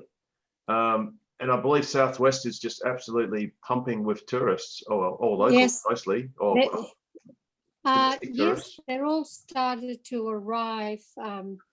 Mainly yesterday, the retail people are saying that they pretty well start today and tomorrow. That it has been fairly flat, but it's all started now. Yeah, I cool. come home tomorrow, so that's good. We did that on purpose to get out of the hustle and bustle. Excellent. Except that double demerit stuff tonight. So I'll have to be careful on the way back. Use cruise control. Yes, I will. Yes.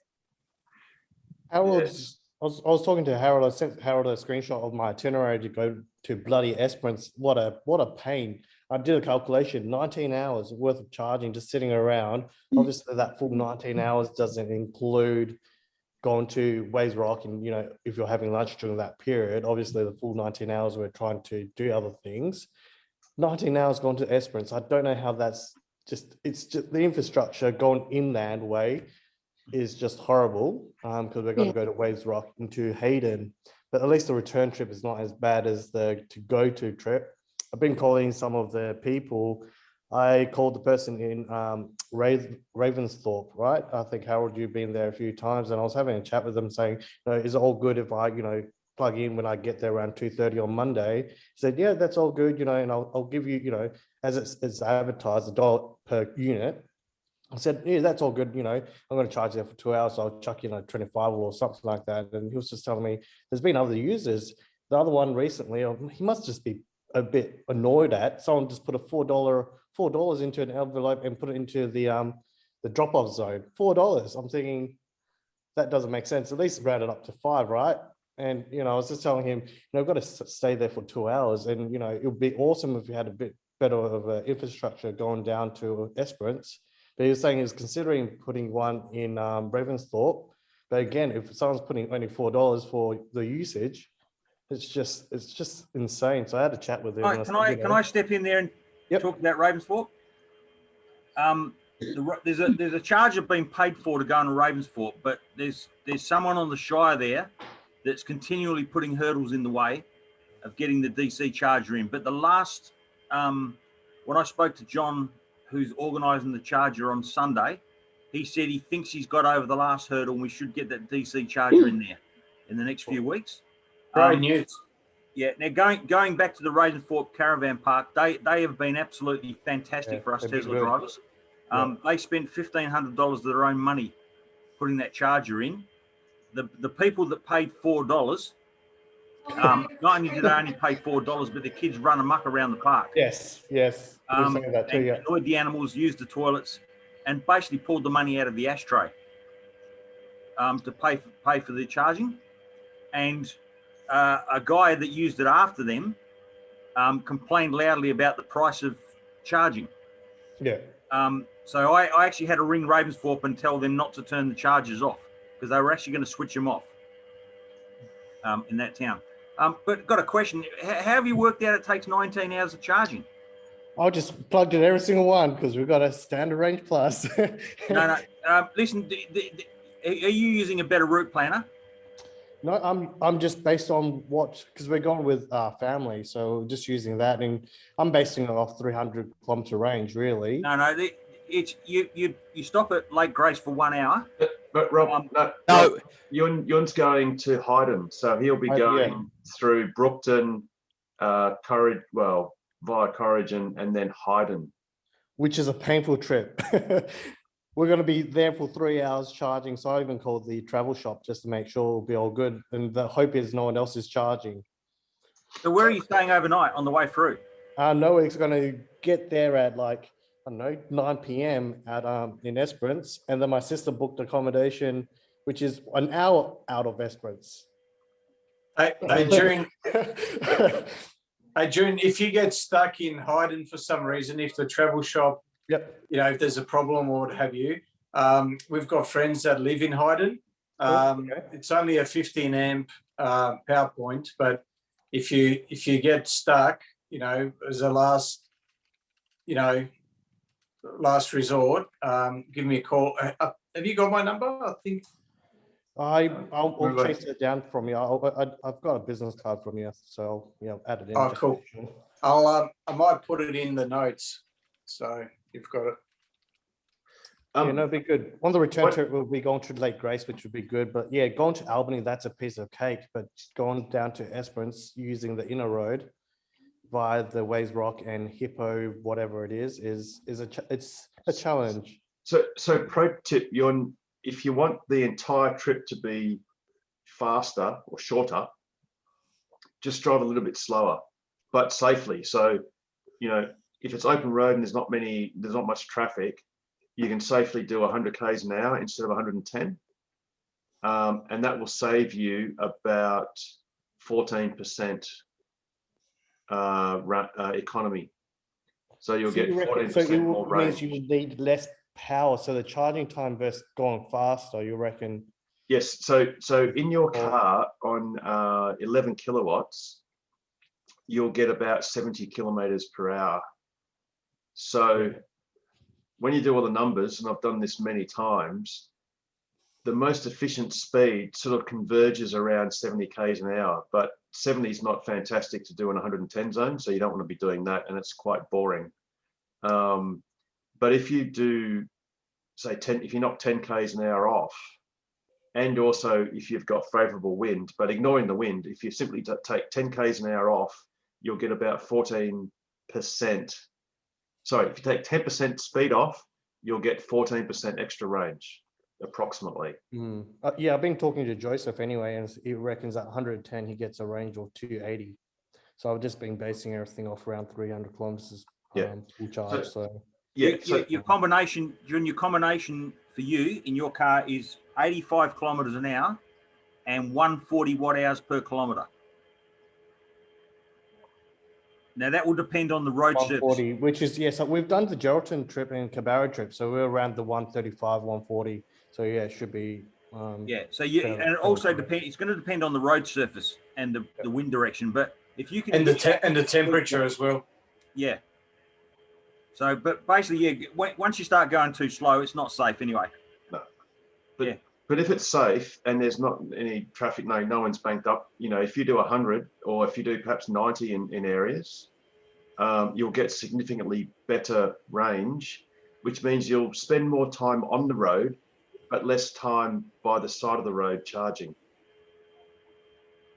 Sounds good. No, we're doing it with a family, so they're driving a normal ICE car, obviously. They're just getting frustrated at the moment, going, we're going to wait for you so bloody long.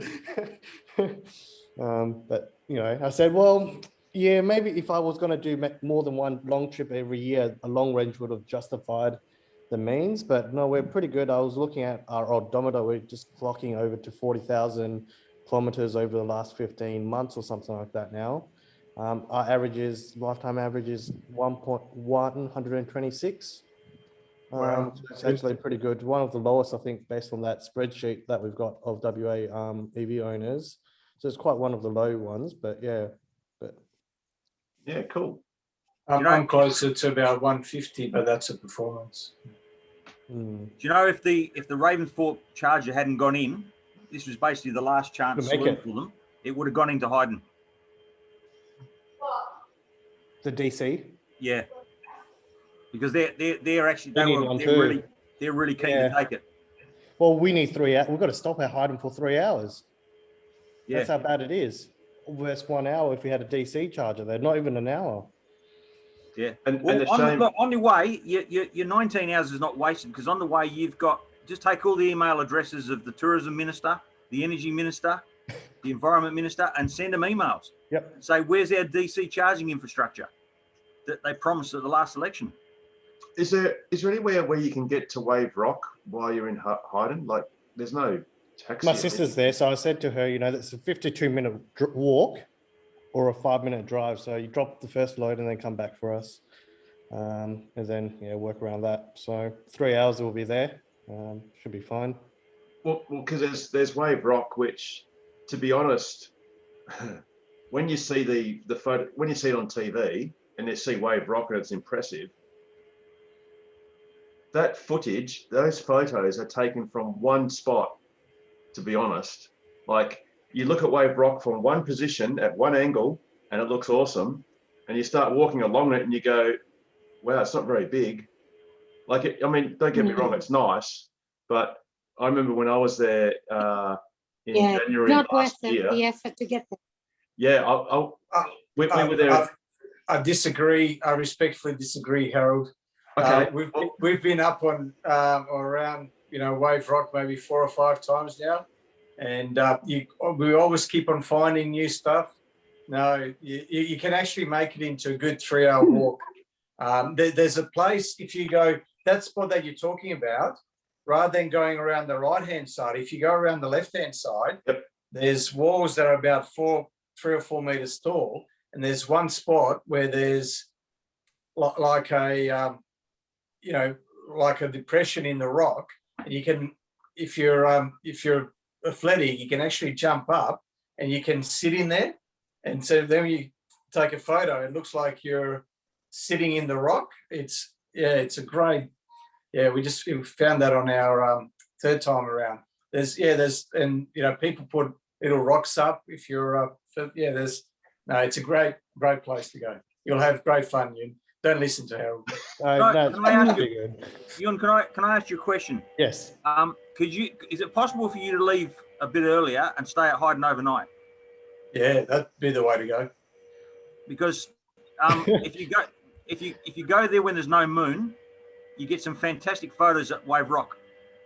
We're already leaving at 4 a.m. I've got a packed itinerary. When you're going with a petrol car, you're trying to, maximize everything. So I've even put rough estimates of how much I'm going to actually stop by. So enough leeway to get to every single particular location. So I'm still playing around with it because they're not happy. They're not, they're not getting enough time at the beach when we're in Esperance. So working on that. So I've got the whole thing. I don't know. I've planned it a lot. Can you leave on Sunday yourself? Leave the petrol to leave Monday, but you go on Sunday afternoon. Yeah, that's what I'd be doing. Wave Rock is fantastic for looking at the stars because there's no light pollution out there. But there's a museum there, and you can have food there. There's a Model T Ford at the. It's near the opposite Wave Rock. It's a little dining place opposite the caravan park. And I'm not sure if I remember there was a guy who was trying to start up a business because there's 2. Rob, you would know about this. There's 2 rivers. There's like a delta that meets, and there's a high salt concentration in the water there, and you can basically lie on it and basically float. But it's natural rather than a float tank. Yeah, there's lots of cool stuff to do. There's stuff you can go to the pub and cook your own steak. Which is fun. If it was only me and my partner, I reckon I'll be keen. But we've got 2 other passengers, so I'm not going to be able to convince them. Don't think. But no, we'll enjoy the drive anyway. I said it's a challenge. Stonehenge, I think it'll be interesting whether we end up doing it. But yeah, we're sort of like we're 70. Where is it? We're quite a bit out of town, so we're 70 kilometers out of town. And so, that's 25% of my battery gone driving out to accommodation. And then we tried to change accommodation last night, but then we went, okay, that's fine. We can deal with the being out of nowhere. So you're staying at Condonup, are you? Yep. Yeah, the pub there's nice. Okay, at least I'll know. Yeah. We'll stop there, but no, it's out of the way, and so like, well, why did we agree on? It's 25% of my battery going out there. Don't know. It's not 25. It's like 22%, but rather have a bit more buffer in there. But that'll be interesting trip. No fishing, unfortunately, because battery is an issue. But no, it should be interesting to go down there. I know in a few meetings ago, Harold was talking about it last year anyway. So I'm like, oh, where's all these places? So it's hopefully the charging infrastructure, as you're saying, having a DC in Ravensthorpe will be amazing. And also in Hayden as well. Hayden, yeah. There's another thing I've just remembered. There's Malka's Cave as well. Another good thing to go and see when you're in Hayden. There's lots of things to do. Can easily kill. Like I said, we've been there 4 or 5 times, and yeah, we've always found stuff to do. How did you take this? Is this with a drone, Harold? Yes, it is. Yeah.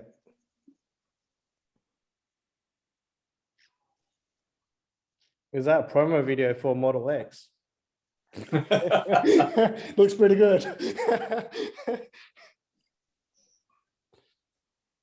There's a golf course in Hayden as well, I think, but you wouldn't go there for the golf.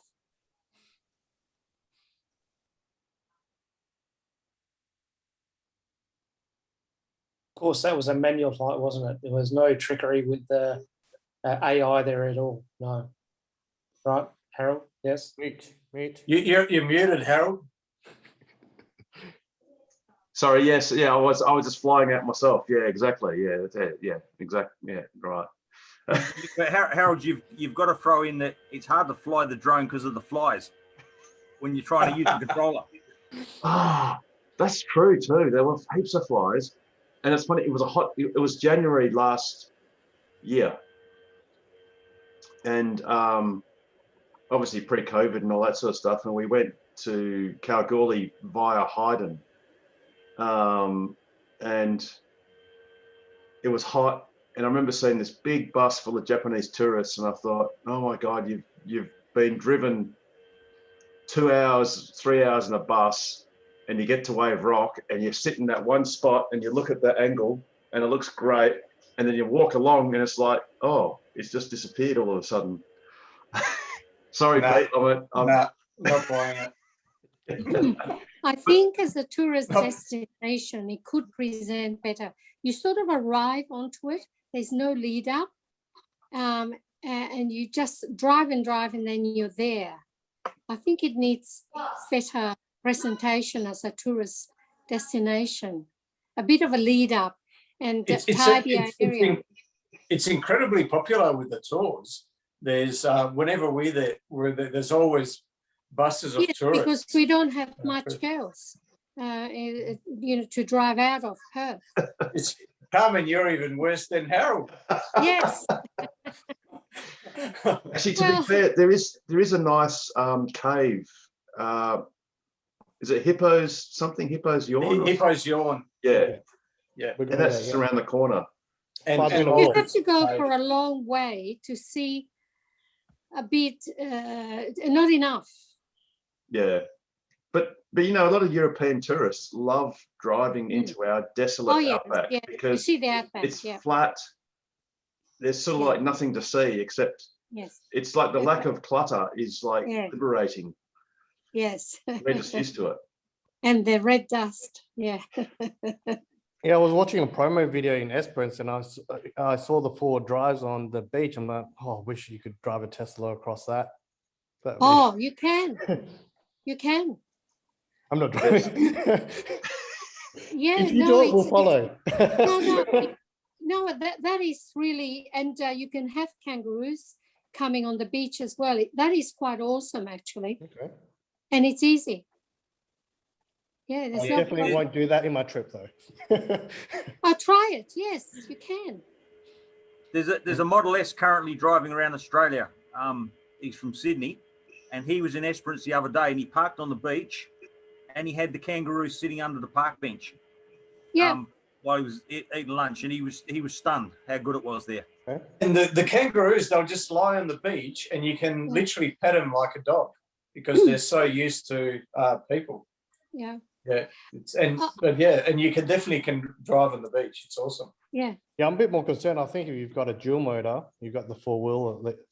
No, I reckon- drove on the beach. Okay. I didn't have my Tesla then, but it was I had a Mercedes and I drove it on the beach.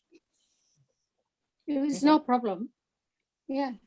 And if the water comes up, I thought that was a better tourist thing to do. That was awesome.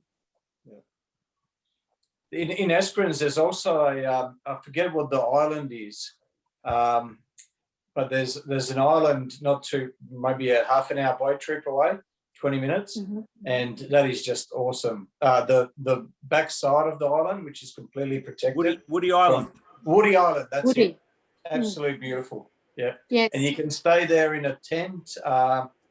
And yeah, it's just the views, it's just fantastic from the bay. Yeah, no, the park is terrific. Yes, I really enjoyed that bit.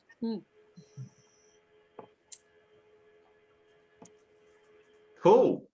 Yeah, lots to do in Esperance as well. Oh, there's that pink lake. Is it still pink? No, Pink Lake is not pink, but the one next to it is pink. Yeah. So that's right. perversely, and that's actually, the pinkness of it, it looks like blood red. It's awesome. It's Depends on the time of the year, because it's some sort of algae that creates it. I have seen musk pink, and it was amazing.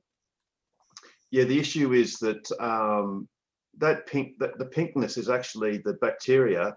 They're blue-green algae, sorry, that when they get stressed, they turn red, and that red is the beta carotene, which is actually what you get omega fatty acids from. So there are lakes in the Pilbara that they make artificially, salt lakes, to stress out this blue-green algae to get it to make beta carotene. Yes. But ironically, because Pink Lake, I think, got extra water or something, or the salinity dropped, or some conditions changed, it went white, it bleached. But the lake next to it, which I forget what it's called, but that actually is quite pink. Yeah. And I think now they're trying to work out how to get Pink Lake back, because Yes. I remember being in Esperance in 1989 or 1991 or something like that, and I stayed at the Pink Lake Motel. Yes. But it's no longer a Pink Lake. Yes. But no, that is terrific. If it's pink at the moment, it's worth doing. But you should definitely do the Stonehenge. Okay. Because no, that is on our plan. What's sort of cool is that it's been created or recreated in the way it would have been 3,000 years ago. But the interesting thing with time is, and mind you, these are granite blocks that were mined only a few kilometers away in Esperance or near Esperance. So they're authentic. They're actual proper granite blocks. The funny thing is, when you go and visit, you know what the current, the original Stonehenge looks all worn and stuff. Well, that'll be what that Stonehenge looks like in 3,000 years' time.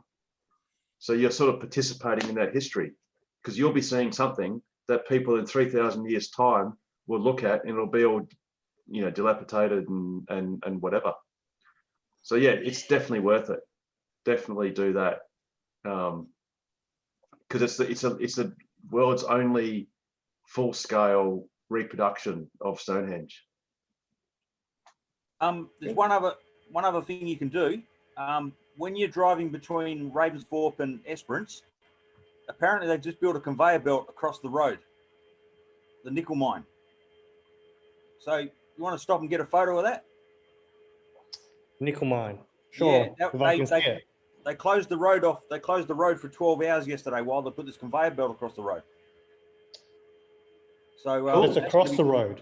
Yes, it's across the highway apparently. So it's a bridge. So yeah. cool. Which it must be a big conveyor belt, because they got all the wheat trucks use that road. So yeah, look out for it. Yep. Nice I'll shiny definitely new take a plates photo away. and I'll somehow report back next Wednesday / not Wednesday. I might be charging, so I might be able to connect in because we'll get home at midnight on Wednesday or just before midnight. You can always we'll use your connect. phone. You're working on your phone. That's So it's meaning. all good. Yeah. Mobiles are okay to use.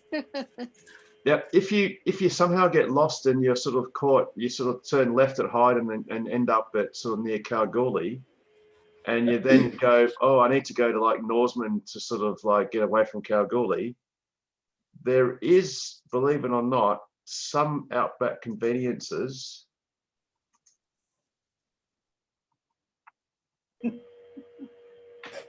And this is on the road between Norseman and Kalgoorlie.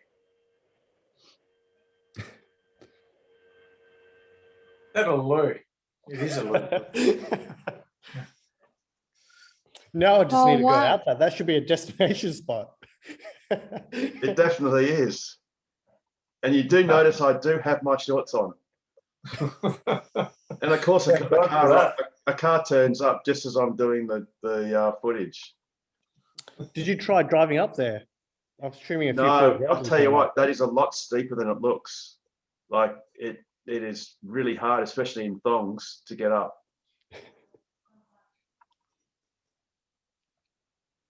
It looks like the end of the world. It's sort of the place that Mad Max would go to. Yep. Or Elon. Yeah, well, that's right. Yeah. Exactly. Oh, and that was a bit of news we missed earlier, which wasn't really Tesla related, but it's certainly Elon related, where we saw Starship SN11 blow itself up in the fog, unfortunately. I saw it on Twitter. Yeah, it was sort of funny. And what did he say? At least he had something positive to say. Oh, at least it made it where it was supposed to, like on the launch pad. Yes, the service was there or some such. The crater was in the right spot. Yes, yes. Always good to put the crater in the ideal spot. I reckon that was all a conspiracy because we didn't actually see it blow up. We didn't actually see it land. I reckon it's gone off to Mars. I reckon, yeah. Well, Pete, I don't know if you saw the debris landing, and one part of the debris was like a part of a tree that obviously had been cut and then flung in the air and then landed back down again. So, yes. Easy to stage. Green screen, yeah. Well, they do say that to make omelets, you do need to break eggs. And at the moment, SpaceX is breaking quite a few eggs, but it's all good, But yeah, it's going to be a good trip. The best part is because you're going to Esperance the slow way, when you come back the other way, it'll be so much more convenient when you get to Lake Grace. Is there two charges or it's just the one, right? Just the one. It's a CCS2 and Chetamo as well. Yeah. Yeah. So you just want to. It'll charge your car. It'll charge your car at 300 k's an hour, which is pretty good. Is that 350? No. It's a 50 kilowatt. Oh, sorry, 50 kilowatts. Yes, okay. But charge is about. It's I need an hour. Yeah, I need an hour charge there. That's what I've said. So. Joseph ended up speaking to ChargeFox, and they've removed the limit, so you can charge up to 100%. Good. Okay, need that 100% to get to the next location. Because I was talking to Harold this morning, or sent him an image saying, "Oh, it'd be nice to go to Trindale to hit the 350 charger. We haven't hit the supercharger or the 350 ones around, so be cool. But it's probably a little bit out of the way, so." June, just with that Lake Grace charger, the reception there isn't the best. So in order to activate it on your ChargeFox app, you need reception. So what was the workaround, Harold? How did Joseph do it? He went to the... No, it was another gentleman whose wife was with him. He went up to the visitor centre, tethered his phone on their free Wi-Fi. Okay, cool. triggered the app on his phone and then waved to his wife 100 meters down or 200 meters down the road to plug in. So I think that was because he was with Optus, I think. I'm with Optus, so we'll be waving. Okay, so well, there you go. So just walk uphill. Yep. So it's up the hill on the right-hand side, same side as the charger. There's a visitor center, and you can get free Wi-Fi. Or if some of your passengers, if they've got Telstra, just use their personal hotspot, or use their phone. Yeah. Just All have Optus those- as well. Don't you worry, all Optus. okay. Now, if you've got, you said 19 hours to get from Perth to Esperance. Is that what you said? No, the round trip, 19 hours worth of charging. Oh, round trip. Sorry. Okay. Yeah. Yeah. It's not too bad. Yeah. So because I worked it out, and from Perth, Hyden, Ravensthorpe, Esperance is 14 hours. That's 8 hours driving, 6 hours charging. Something like that. Yeah. Yeah, because you're leaving home with a full charge. So. Yeah. Yeah, but because we're out of town we're out of town by an hour. We need another hour, so it's, I think 7 hours charge. So yeah, and then something like that. I don't know. And then we're driving around on the Tuesday, and then. But you can charge overnight when you're staying in a Yes. hotel. Yes, I've got my handy 12. What is it? 12 amp. 10 plug? 10 amp. 15 amp. 10, yeah, 10 or 15 amp, yeah. Yeah, 12. Is it 12 or 10? 15. 15. Yeah. 15. 10 or 15. The 15 amp plug 12, will right? deliver 12 amps. Yeah. So I'm using the 12. So over 10 hours, I say it's 50 to 55. So I've just gone 230 times by 12 times by 10 hours, whatever it comes to, and then times by 2. So I in a standard range plus, I go 1 kilowatt is 2%. So that's how I work it out. So you're obviously going to borrow a 3-phase From you, yes. Yes. Yeah. Cool. Yeah, I'll get in touch with you afterwards. Yeah.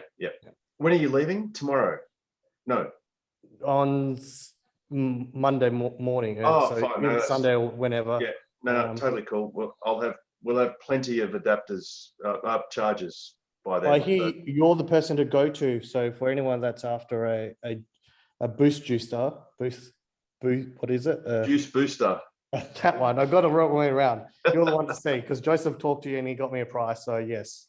Yeah, to buy, but obviously as a member of the club, you can borrow it for free for road trips. Yeah. So we only do one every year. This is the one. This is the painful one. So no, it should be good. What you should do next year is plan to go to Kalbarri because. No, we've done Kalbarri. We did Kalbarri Oh. last year. That was Cool. easy. This one's Cool. harder. I'm going to Kalbarri next week, so haven't been up there yet. So I'm going to do what you did last year. So while you'll be in Esperance, I'll be in Kalbarri. Oh, actually, speaking of which, the great news is that I forget the gentleman's name, but he borrowed a Type 2 cable, but I got him to take up some bubble wrap to fill into the Chatamo slot of the tritium charger or Tokwa's tritium charger at Geraldton, so that it would stop saying on the app that the charger was occupied. And I've checked and it now works perfectly. So big shout out to that gentleman whose name eludes me. But so now it's super easy to use. It's not confusing. You can use the Next Charge app. It says it's available. So in fact, I'm just going to try it right this moment. And it basically makes it easy to use using the Next Charge app. And obviously that's thanks to Tokwa for putting that at Geraldton, which makes the Kalbarri trip, as Yun said, super duper easy. We cheated anyway. We stayed over at Geraldton. So when you stay over at Geraldton, that charge to get up full charge to Geraldton makes it easy. But if we've got DC there, beauty. Whoops, it's going to go green, but basically that section there says start charge and it's available. So that's the live thing on the app now. So Geraldton is basically available, unless of course someone's charging there, but you know there won't be all that many. And welcome back, Richard. Hey guys, yeah. Sorry, I had a call out of work, so yeah, missed a couple of hours. It's all good. It's all good. How come Roy Hill's got so many superchargers? Gina's got too much money. Doesn't everywhere? Well, I'm sure that's the Perth supercharger. It is the Perth supercharger. And it's true. It is the Perth It is true. supercharger. It's not even a lie. It's not a lie. It's absolutely true. Just the wrong Perth, but absolutely. I was going to say, and they are native Perth trees as well behind them. Quite a bit greener than ours. Yes, we're not jealous at all. But hey, Q3 2021 or near offer. That reminds me, I actually need to email the new lady who's got the climate change portfolio and suggest that they just give the $21 million for the WIEV network for Tesla to Tesla, as long as they make it so that any manufacturer's car can charge. Oh, that's a brilliant idea. Great segue, because that was another piece of, well, rumored news, which was that Elon Musk had a call with some people at Tesla, and the contents of that were leaked. And one of the alleged thing, now this is for the United States, which is slightly different to here and Europe, but the allegation was that they were going to open up the supercharger network, and all it would require was an adapter and the Tesla app. Yeah, brilliant idea. Which is something that yours truly sort of said many times, that all Tesla needs to do is, rather than having a relationship with a car manufacturer, establish the relationship directly with the car owner. So Well done. Get the owner to download a Tesla app. Now, in the case of America, because they have a weird charging plug, you need an adapter to presumably CCS. But in Australia and Europe, of course, the superchargers are compatible with CCS, which is compatible with all the new EVs. So you're right, Richard. Well, I didn't realise that you'd predicted that. I'd forgotten that. Well, yeah. Oh, yeah, I've been banging on about that for yonks, because it's so simple. And in fact, makes so much sense. Yeah. Some time ago in Germany, there was a software glitch, or some sort of server glitch, and all of Tesla's superchargers in Germany and possibly in other parts of Europe suddenly became available to any CCS EV that rocked up to it. And the irony was they got supercharged for free, whereas the Teslas got charged. If it's a Model 3, you got charged money. Because it can verify who was there. Yeah, well, it sort of, if it wasn't a Tesla, it just said we can have it for nothing. And if it was a Tesla, it would send you a bill. But it basically proved that they're completely compatible. So a Tesla supercharger could just essentially, they could just program it just to say any car that connects? Yes, and all you need is the Tesla app, or a version of the Tesla app, to establish your credit card details and probably enroll your car, whether it's a VIN, or maybe you go to the supercharger and plug it in and you tell the app what store you're at, and it then does a little exchange with your Kona or whatever it was, and gets the job done. And once that's registered, it just is automatic. And you're right, because in rural areas, remote areas, off-grid areas, they've got power packs. They wouldn't necessarily use their own solar panels, because you can get much cheaper ones elsewhere, but you can have a complete off-grid solution. Solar panel suppliers, And the thing is, if Tesla could, and I mentioned this last week, if Tesla could, for $20 million, build out $30 million worth of supercharging infrastructure easily, because that means they would get their superchargers at a third the price and have much further reach. So it's a no-brainer. Richard, the minister's name that you were thinking of is Amber Jade Sanderson. That's Just looked it up. Yep. It's a newly created climate change book for her. Because, you know, it's one of these things that, you know, I kind of find myself often falling into the trap that, well, we know all this, so surely everyone does, and it's just not the case whatsoever. We're so far ahead. Well, as Pete says, we are ahead of the curve. What a great plug, Harold. You've redeemed yourself for your earlier comments today. And if I could be bothered, I'd actually have a link. I don't know how you do it in YouTube, but you see the little link on the upper right-hand corner to link to Pete's YouTube channel. But I don't know how to do that. So you go into search bar and you just type in Tesla ahead of the curve, and it comes up. All right, so everyone should be doing that.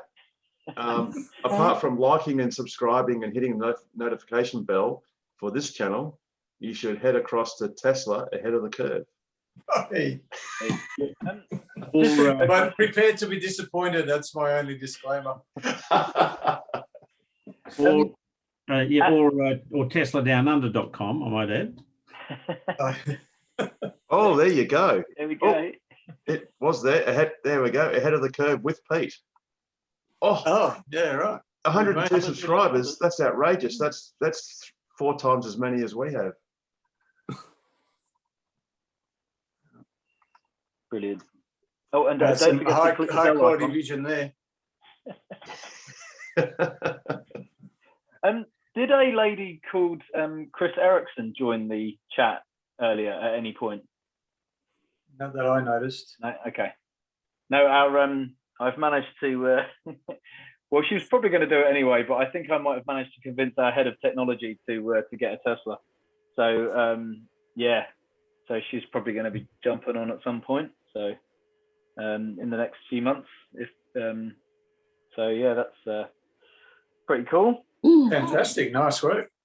Get the top people involved, and yeah, awesome. Really down to earth person, and yeah, just loves the S. So awesome. Problem is you can't really buy one at the moment. Although she said she'd be happy buying secondhand. So, but we'll see. We'll see what But comes you mean up. a Model S? Yeah. She's already spoken to Harry, so I think he's got his feelers out. But yeah, we'll see. Would not a Model 3 be a better? No. Maybe, but you know, she loves the S, so you know. Yeah, well, look, we know that Elon watches this this show religiously, as do so many others. And look, let's just get the Model S in the right-hand drive now, pronto. It's not hard. Well, yeah. Do you know, the other day, Peter and me saw a Model S that was only delivered 2 weeks ago. Really? So yeah. Okay. So it was obviously built. It must have been built in January. And you got no, Rob, in December, because they shut. I think they shut January 17 or something. No, December. It was before Christmas, wasn't it? Yeah, it was before Christmas. It was the 19th or so, roughly. Yeah. 19th or 23rd or something. So this was a cheetah mode, the last of the Model S cheetah modes. So the red one, Peter. That was at Chris Dodd's place on Sunday. Yeah, right. Yeah, that was he only picked that up 2 weeks ago. I think he's I recall you mentioning it. Yeah. Yeah. Yeah. So that would have been probably the last one in WA, hey? Probably maybe the last one in the country. Yeah. Yeah, because they got stripped out really quick. Hang on, that wasn't Lester's Model S. I thought his name was Lance, but he was a really tall guy. Goatee beard. No, not Oh, not. okay, Gunboat. different. Okay, He might different. have had a shave. I don't know. No, different person. Oh, that's Yeah, cool. it was a red car, red Model S. With white seats. Having the first EV charger. Yes, I'll check the photos. Highway, which has become Yeah, that's cool. Yeah, it's strange that it's so late. Yeah, surprised me. Yeah. People Association. Oh, who's playing one of Pete's videos? I can hear Pete talking. Me, sorry. Oh, no, that's okay. Pete, you've just got a new subscriber. Yeah. This was Carmen, this was you've in redeemed yourself as Geraldton. well. This was in Geraldton. Your Yeah, right. announcement in Geraldton. Cool. Get white seats. Oh, right, interesting. Cool. So Pete's got 106 subscribers now, or something. 188. Oh, How much? no, that can't be right. Yeah. Unless we're live streaming, which we are, and there's more people watching. Yeah. So don't go back to our account somehow. Yes, Pete's about. Sorry. I'm about to go viral. I was going to say Pete's going viral. No, it says 188 views. Ah, right. Okay. So you mean a few people have seen it twice? It's all good. It's all good. Dear. So, Paul, Can I ask Richard Chapman, has he got his MCU replaced yet? No, I have not. Reason why? And it's funny. Well, they haven't. I guess two reasons. Number one, they haven't invited me in to get it done. But secondly, I suspect that after I can't remember if I was there. You know, I was there getting something else done, and I mentioned it. And I reckon the Melbourne engineers logged in and isolated the bad sectors on the memory, because ever since that visit, it's been absolutely fine. Apart from recently, when I got myself my set of wheels that I want to use for road trips, and I pressed reset TPMS sensors, and everything went off, and yeah, took ages to restart. So I think that's the only time that's ever done that. But, and you'll hate me for this, Rob, I'm thinking about doing the MCU upgrade. I know that I'm kind of in such two minds, but I'm like, maybe I should just bite the bullet and do it. Apparently the responsiveness is a lot faster. It's mostly for the 4G connection though, or the LTE connection. I don't really want to lose the FM radio, but the more I think about it, the more I'm like, oh, it's okay. Like, it's not worth spending the extra to keep it. You're muted, Harold. sorry, you can stream the FM channels anyway. Oh, I know. Yeah. Through TuneIn Radio, so you can just stream it if you know. Yeah. I suppose the only, what was our solution for the drive-in cinemas that we want to do more of now? There was a Bluetooth thing. Radio. Yeah, it's a radio. Just bring your wireless. Well, the one in where's the one that we went? Like, oh, how did I lose focus? It was more the issue of the lag of the sound. Something like a wireless. Yeah. No. The problem with Bluetooth, if you get an FM receiver to Bluetooth adapter, there'll be too much lags. Like you won't get lip sync. So that won't work. But the drive-ins in off Wanneroo Road there, Galaxy. Which one? Galaxy, the Galaxy drive-in. Yeah. So they work on FM. Yeah, but you lose radio when you get an MCU update. Actually, I take that back. No, it's digital radio. I think you can, for $450, you can add a radio module, because the way it goes is that the standard MCU1, and for Model 3 owners, just ignore what we're saying. It's all got to do with S and X, the old S, the current model S's and X's. The old MCU had the radio module built into it, but when you get it replaced, it's not part of the original MCU. And apparently to fit the radio module to attach it to it is a difficult job. So Tesla decided when you get the upgrade to just delete the radio module and then have it as a $450 extra option if you wanted it. So the question is, do you want to pay $2,400 or so, roughly, to upgrade it, and another $450 to get a radio? But the only time you lose out is if you're at the drive-ins, which is once a year. Yeah, if that. Because to be honest, until we had our Galaxy drive-in thing, which was, I think, Ford versus Ferrari, that was nearly a couple of years ago, wasn't it? That was where you were there, Pete, and and Rob. Yeah. And that was only last year. Peter Harris ordered his car. Yep. Of a test ride you gave him. Yeah, no, that was the year before, Harold. That's what I mean, 2 years ago. No, but that wasn't the Ferrari one. That was, no. Rob, can you remember? Because we went to two. One was the Ferrari movie. The other one was the... It was about 14 months ago or 15 months ago. It was a year and a half ago. The Ferrari movie was the second movie we saw. Yeah.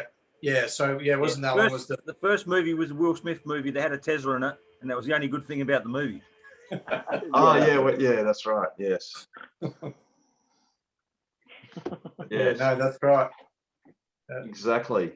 Was that Peter Harris that stopped by? Yeah. In his He saw a bunch of Teslas there, and then you said, "Here's the keys. Take it for a drive." No. He saw it on the website. Is that what it was? Yeah. So a bit like the kids that came to the second one. Remember? Yeah. So they saw it on the website as well, and they came to 4 kids in a car, or 18, 19-year-olds. And they came to watch the movie. They weren't interested in the movie. They just came because they knew Teslas were going to be there. So we'll have to do that in November every year. So had to take them for a spin. There was a Tesla on The Handmaid's Tale. Yes, it's quite surprising, really, as a sort of a futuristic car. That was quite interesting. And the other thing is, I was at the supercharger, and someone else came across from the McDonald's or something, and it's next to, and the bloke said he had his 2 young kids there. One was sort of only up, so 2/3 the way up to me. And he said, she really wants to see a Tesla car and to talk about it. And so on. I thought she's only 10 or something. She's starting young. Well, speaking of people that really wanted to see a car, at the showroom the other day, there was a gentleman who was sort of interested in a Tesla. And obviously with deliveries, everyone's really busy, so that they're not really technically open for test rides or anything like that. And there was a gentleman that was sort of asking a couple of questions about the Teslas and what about them and various things. Funny thing was, about 10 minutes later, I found out that he'd basically ordered one. This is last week. Brilliant. And I believe that, and of course, deliveries are 9 to 12 weeks because everything in Perth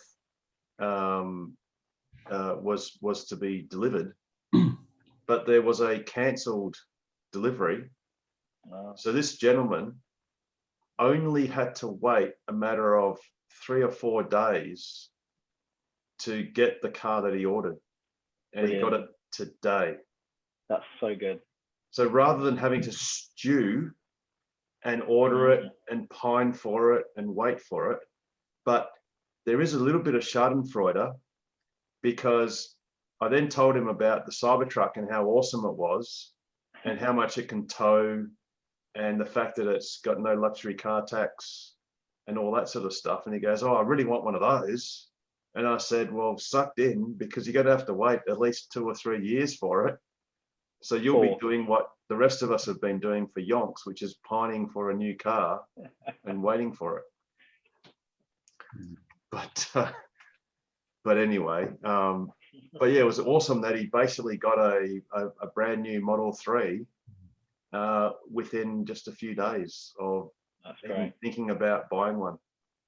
The lithium, the other person who was actually parked, and this is one I rang you about, Harold, I couldn't use the supercharger because it just didn't seem to pull out. And when you really had to sort of force it, clunk, it was really yes. You've got to sort of like lift it upwards and out, and it will sort of like disengage. It sort of hangs on like a little bit of a a bit of lip on it. Yeah, I think very noisy, and it's sort of yeah. But anyway, he's only just had his for 2 weeks. His Model 3 dual motor like mine. And he said, "Oh, mine's a phosphate." Yeah. Yes. And lithium iron phosphate. Yes. He's asking about charging it. So you can charge to 100% on those. So yes. Yeah, you just go ahead and you don't have to worry about mere mortals like us who can only sort of routinely charge to sort of a lesser amount.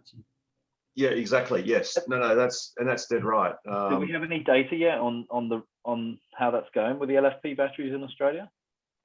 No, because they're literally brand new. This last month is the first batch. Yeah. So I mean, the great thing is, in Europe, there's a little bit of debate about charging rates, and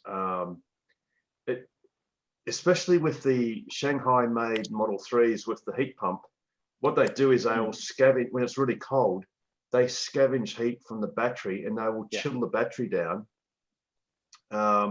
And then that adversely affects performance. But of course, we're a classic Mediterranean climate. So by definition, our minimum temperatures never get below 0. Well, ordinarily. Sometimes, so there's no issue. It's totally cool. Richard, tell you what I'll do is I'll get a Chinese Model 3 and a California Model 3, and I'll get it taken down to Eton on Saturday, and we'll do a range test. That'd be awesome. Because I've already got this worked out for Saturday. Brilliant. So young Alex was on here before. He lives around the corner from me. Yeah, right. So I just need a model. I need a California Model 3 that doesn't have a lot of kilometers on it. Yeah. The reason I ask is just because, I'm always recommending people for Teslas.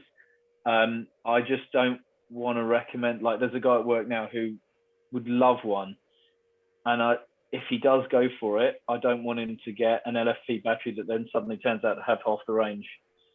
I'm just being hesitant and cautious because it's an unknown quantity at the moment. So I don't want to give bad advice. Yeah, in Europe, there's a slight charging rate penalty on superchargers, but again, it's heat related. Some of it's because it's so new. I think Tesla are being classically conservative, and that's okay. That's fine. Yeah. So you could say it's a bit of a teething issue, or it's a learning issue. Yeah. But if you want to call it, the worst of that sort of aspect is only related to cold charging, and cold being sub-zero. Sure. And the fact that you can, it actually makes the SR Plus much more useful, because you can charge it to 100% all day, every day. True. Yep. So that whereas the rest of us in longer range cars, we're limited to sort of 90% generally. Yep. So we never get to use or taste that last 10%. Whereas at SR Plus, you get the whole 100% the whole time. Yep. Which is really cool. Just a quick. Maybe we could have 90% nickel-based batteries, and then the other 10% is LFP. Oh, there's a bit of maths there. I don't think that's working for you. No, you're just being tricky there, I think. Yeah. just a quickie aside, I'm going to share this image, which obviously cameras can never take a proper image of what's going on, but this is a 4-year-old Model S. And just for anyone that, if anyone sees this, then you need to know that it's a problem, but it's something that Tesla can fix. So this is high beam on a Model S, and you can see this sort of bluish sort of looking part. So what it is the cars use white LEDs for the headlights. Well, all the newer cars, for headlights and high beams. And what this actually looks like to the naked eye is purple, and it's actually ultraviolet. So what's happened is that some of the LEDs have lost their phosphor coating, which has probably fallen off. And that's something that Tesla will obviously fix. So if you see any of your lights with a ultraviolet or purple look, then you'll know that's what's happened, and it's a simple fix. I've had a similar sort of thing, and I think this is what might have happened. Oh, can you hear me okay? Yes, yes. Oh, I've got the world's brightest bike light. It's 100,000 lumens. It's like an ordinary car is 5,000 or something. It's just an amazing thing. It can be seen by the space station as about the second brightest star if you face it upwards and so on. But anyway, this is it's got 15 100-watt LEDs, each with a cooling fan and each with ballasts and so on. It's just a little maze of sort of wiring and things like that. But anyway, I took it to a sort of show, and I had it on my trailer. It was bloody heavy, sort of 70 kilos or something. And then I could see, I was sort of doing some stuff with it, and I could see smoke, and I thought, it's turned off. Everything's off. There's no, and I could just see smoke, and I thought, well, something's happening here, and I just don't know what, I don't know what to turn off. Everything's off. And what it actually was, and I didn't work this out till later, was the sunlight was, I've got big lenses to focus the beam a bit, and the lenses were concentrating the last sunset light on, these quite big lenses onto the LEDs. And it was just hitting fortunately, it was only hitting the plastics around and burning it, and it didn't actually hit the LEDs. That would have, because they would have all been hit at once. And it took me a little while to work that out, but I guess that's what might have happened with just to burn off the phosphor is going to be tricky. But I guess, if you get a sunlight focused on it from whatever, you go over a hill, you go into the sunlight, and it focuses on those LEDs. I think that might have been what happened, because it very nearly happened to me and nearly ruined sort of $1,000 worth of LEDs. So yeah. Yeah, well, I mean, obviously the white LEDs, there is no such thing as a white LED. They usually use a UV LED with, red, green, and blue phosphors that convert the light. So I've got each of my LEDs I've got 12 white LEDs, 100 watts, and I've got a red, blue, and a green sort of individual 100 watts. So I can actually sort of have whatever color I want, and I've got rear lights as well, which are red, blue, and green. So I can have a rear light of 100 watts, which is vastly more than an ordinary car headlights.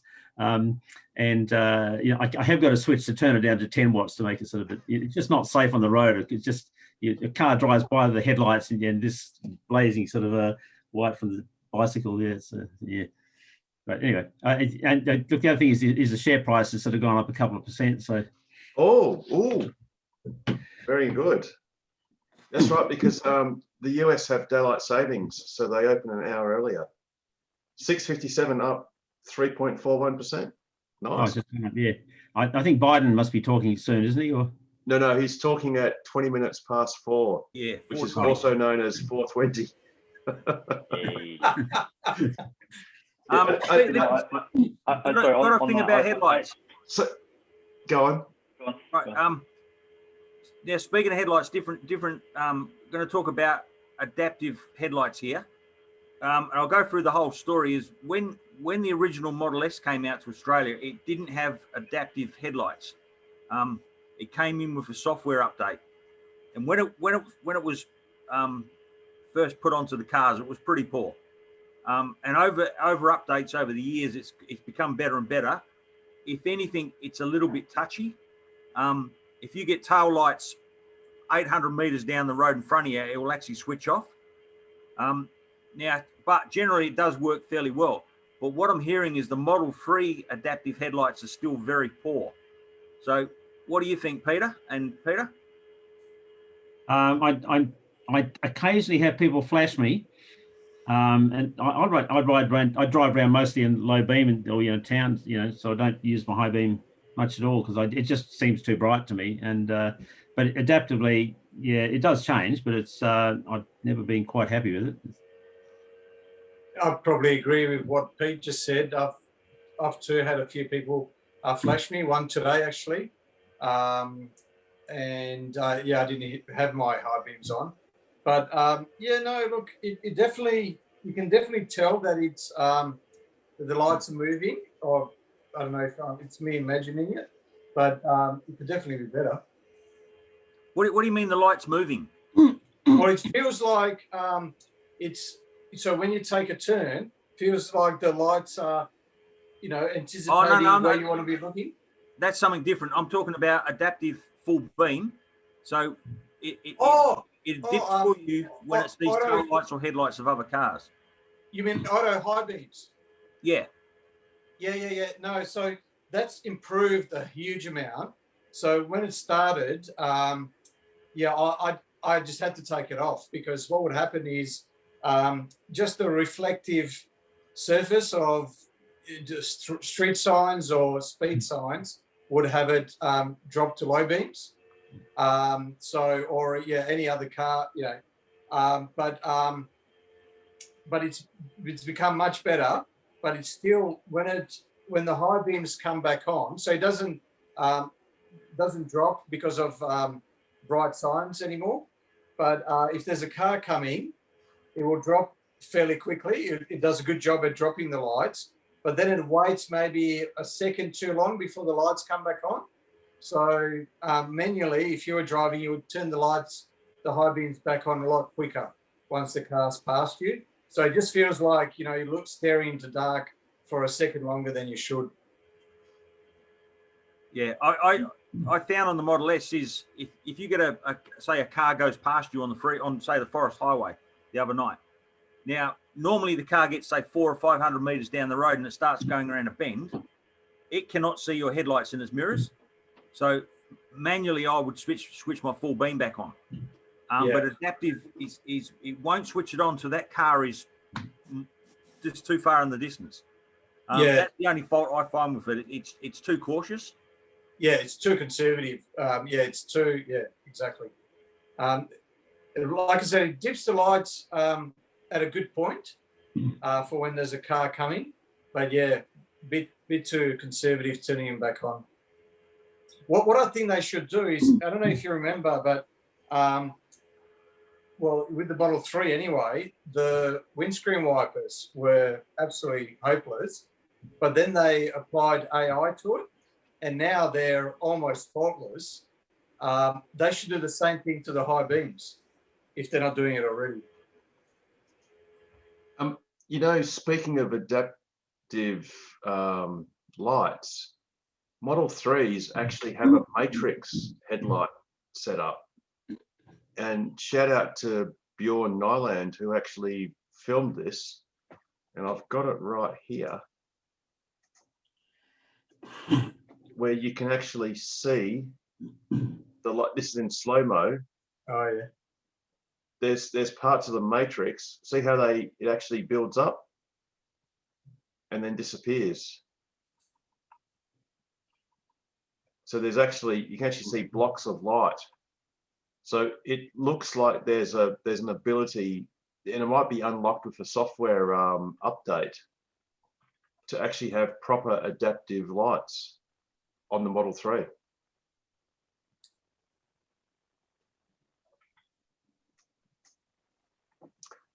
So a little bit like Rob alluded to, his car didn't have them and then suddenly did.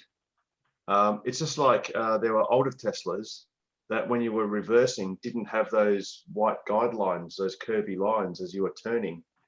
And then suddenly you just woke up one day with a software update and that just appeared as a feature, which is an awesome thing. You know, that's one of the great things about having over-the-air updates. You never quite know what you're going to get next.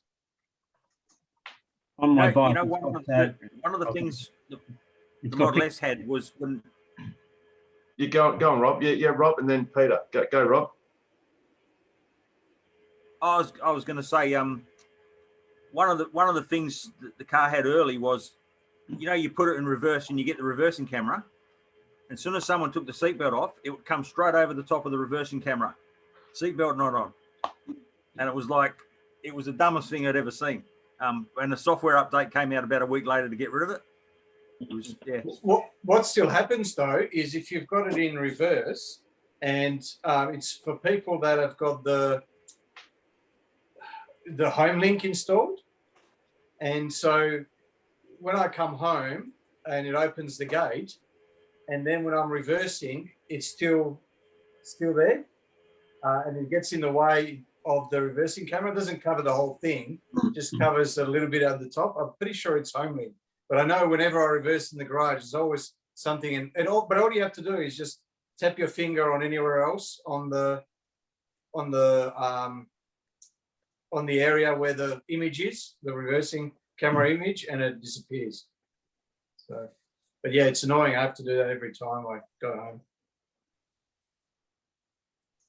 Yeah, sorry. So Pete, you're going to say something. Oh, sorry. It was only trivial. Sorry, just that. But talking about pixels, my world's brightest bike light actually has because it's got 15 LEDs. Each one's 100 watts, and it's composed up of 1 watt LEDs. So it's a 10 by 10 array of 1 watt LEDs. So basically, I've got 1500 pixels on my going out from my. So you know, really can be quite you can get quite a nice movie from that, and some colours as well. Right. So your next mission is to separate them all out and address them individually, so you can have a proper matrix high beam. Yeah. Well, yeah, and I've actually got a thing called a pixel stick, which is it's 200 pixels. It's just a rod with 200 pixels on it, LEDs that you can change the color, and if you it's got the software in it, so if you can move that, and you can have like a picture appear on a slow exposure. And I've got a picture of my Tesla coil, you know, on a sort of a curved sort of space with my actual Tesla coil that it's taken a picture of behind it. So I think it's quite a bizarre sort of thing, and lots of pixels on that screen there. So the thing I've got behind me is that red curly thing. I don't know if I probably told you about it last time. This is sort of even further ahead of the curve, and this is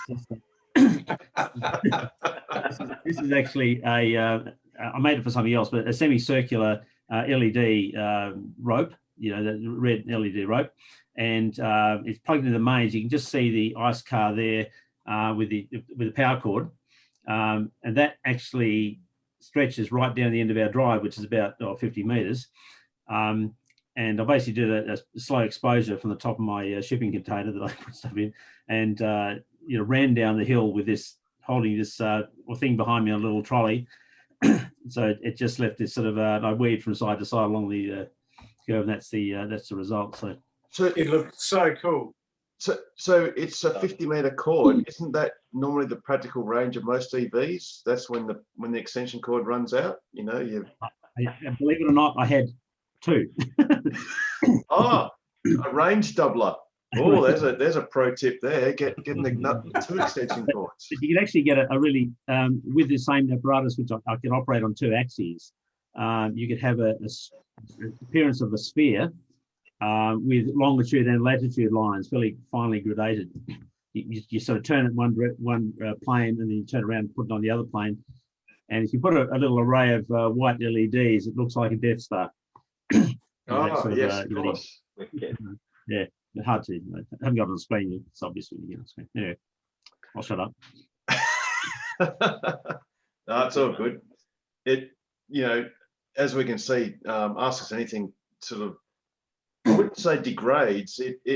What would you call it? Matures into, you know, Tesla was late trying, at I night or was trying to something? explain. Tesla I've tried to after explain it a dark. few times to a few people. I'm like, yeah, it kind of just ends up with the same few people just hanging out, having fun. The usual suspects. Oh, I know what I was going to say a minute ago. It's actually not a good thing. I noticed that the CO2 concentrations in the atmosphere are at about 418, and at the moment, it occurred to me in about 2 years' time at the current rate, it will be at 426.69, which isn't a good thing. And will that be on the 1st of May or something? Or I don't know. 1st of April, probably. On the no, May the 4th. Be with you. Yes. Well, Tesla is doing its best to. Oh yes. Yeah. What is it? Advance the world to sustainable energy and transport. Yes. Speaking of which, the International Energy Agency are holding their summit at the moment, their net zero summit. Cool. Where is that in? That's the I know it's online. Oh, yeah, of course. Yeah. I was going to say normally it'd be in like Vienna or wherever, but it's online. Australia. As are we. On the line. Just another bit of Tesla news. I did watch Twiggy Forrest's lecture about. That's the. Very dismissive of batteries. He spent 5 months of running around the world looking at setting up a lot of solar and wind, and then using that power to make hydrogen, green hydrogen, convert it to ammonia and use it in trains and just ship it to Japan and things like that, and also to have a big sort of undersea high voltage connected to Singapore and supply a quarter of its power. So he's got a lot of big ideas, but he's clearly dismissive of Tesla, Elon, and in terms of saying, well, this is we're really doing something and you're not, sort of thing. So, but here's the thing, Peter. Yeah, I was also really put off by his lies really about Tesla not being profitable, batteries not working. But then I don't know if you saw a few weeks ago that FMG have announced that they've commissioned Williams Engineering in the UK to design, commission, and produce a battery for a 240-ton electric haul truck for FMG. So that blew me away, because it kind of is counter to what he was saying. So are these battery haul trucks? This is a trial 240-ton haul truck. Yeah, in the field here next door. Not hydrogen fuel cell. Nope. Right. Battery only. Was this the Boyer lectures? Is that? Yeah. I mean, I've heard of ammonia because it's a lot easier to transport than hydrogen.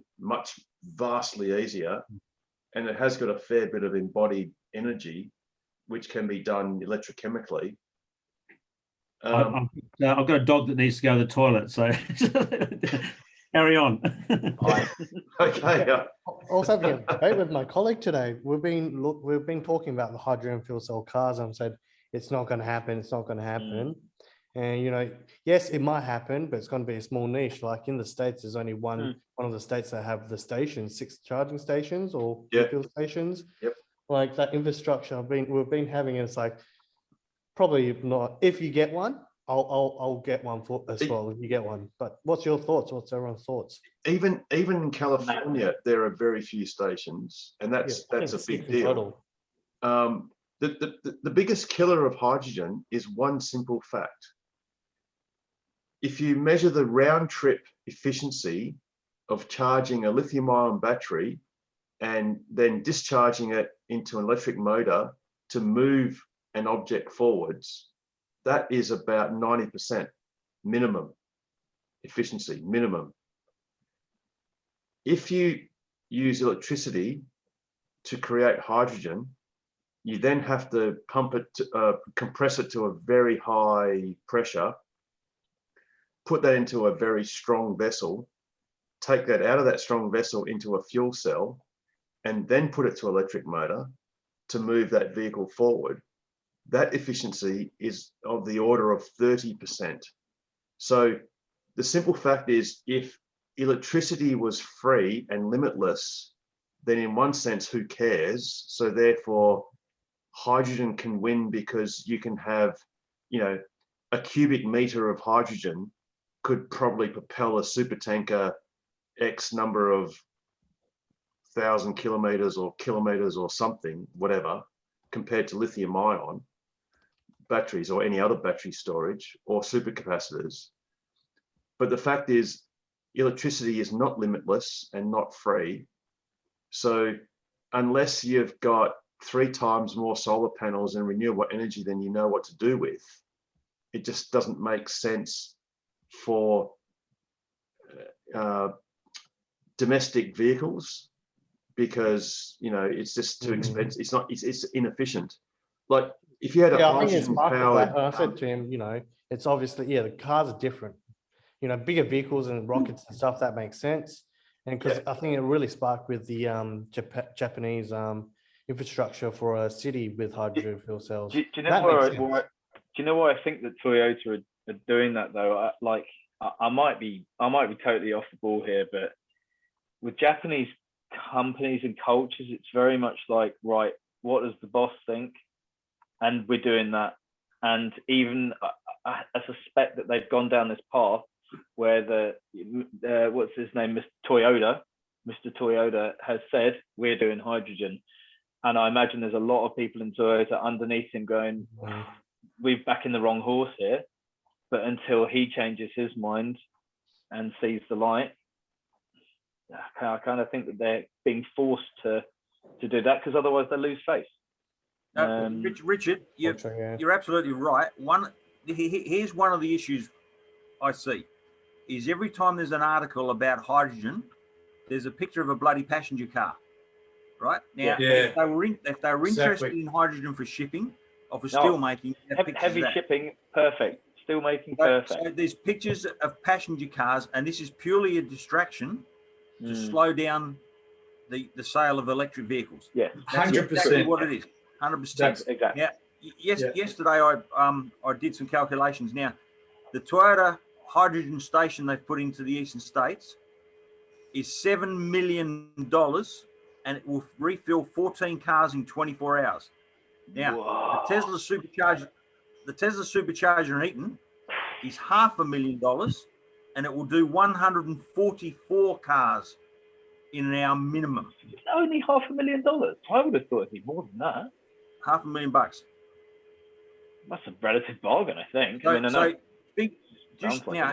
So firstly, before we even talk about 90% of cars are going to charge at home from an AC charger, work out that conversion rate of how much it will cost to put charging infrastructure into this country for hydrogen. I was using all the same arguments that we're talking about now. You know, a few $1 million for a station, whereas you plug in 100,000 for a DC charger or whatever.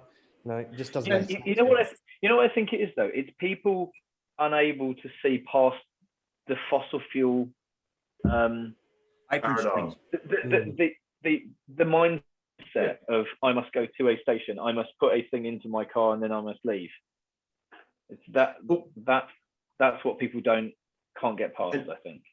And I think a lot of these companies or organizations have that vested interest where they want to maintain that supply chain of moving something, preferably in a tanker, in a means of transport, because you control that entire delivery train from the source, a la refinery / electrolyzer, whatever, to the destination. Because in a sense, the BPs, some of the fossil fuel companies don't care whether they're shipping a liquid fuel, a liquefiable gaseous, a la LPG, or even CNG or LNG, or in the case of hydrogen, which of course is always a gas, because you cannot at normal temperatures liquefy hydrogen. You can at cryogenic temperatures, but that's just unattainable in normal practicality. Yeah, but they're establishing that same delivery route of there's someone that makes it, we then deliver it, and then you receive it. Whereas with electricity, that's all gone. That's shattered. You make it yourself. You plug it in at home. And there's no price cycle with home electricity. Yeah. Today I drove past the fuel station. It's $1.63 a litre. Ooh. Yeah, sometimes I go, oh, I wish the price was a bit expensive, a bit more pricier, just to justify, we'll get there. on electric. And the excuse is Easter. It's not, they haven't even blamed the Suez Canal problem. It's Easter. And that's where they make a profit. So Rob, because the Suez Canal, that hasn't filtered in yet. Well, and it can't for Australia because our price is tapped to the Singapore, what's it called? The Singapore something price, benchmark price, or it's an acronym, but it abbreviation. Starts with a T, I think. TO something. Yeah, it's a Singapore-based price anyway. They're called tapas? Yeah, tapas. Yeah, TAPIS. Yeah, tapas. Yep. Whereas the other one's Brent. There's the Brent price and the Texas sweet. Oh, what's it called? Whatever. Sweet crude, sweet light crude or something. Anyway.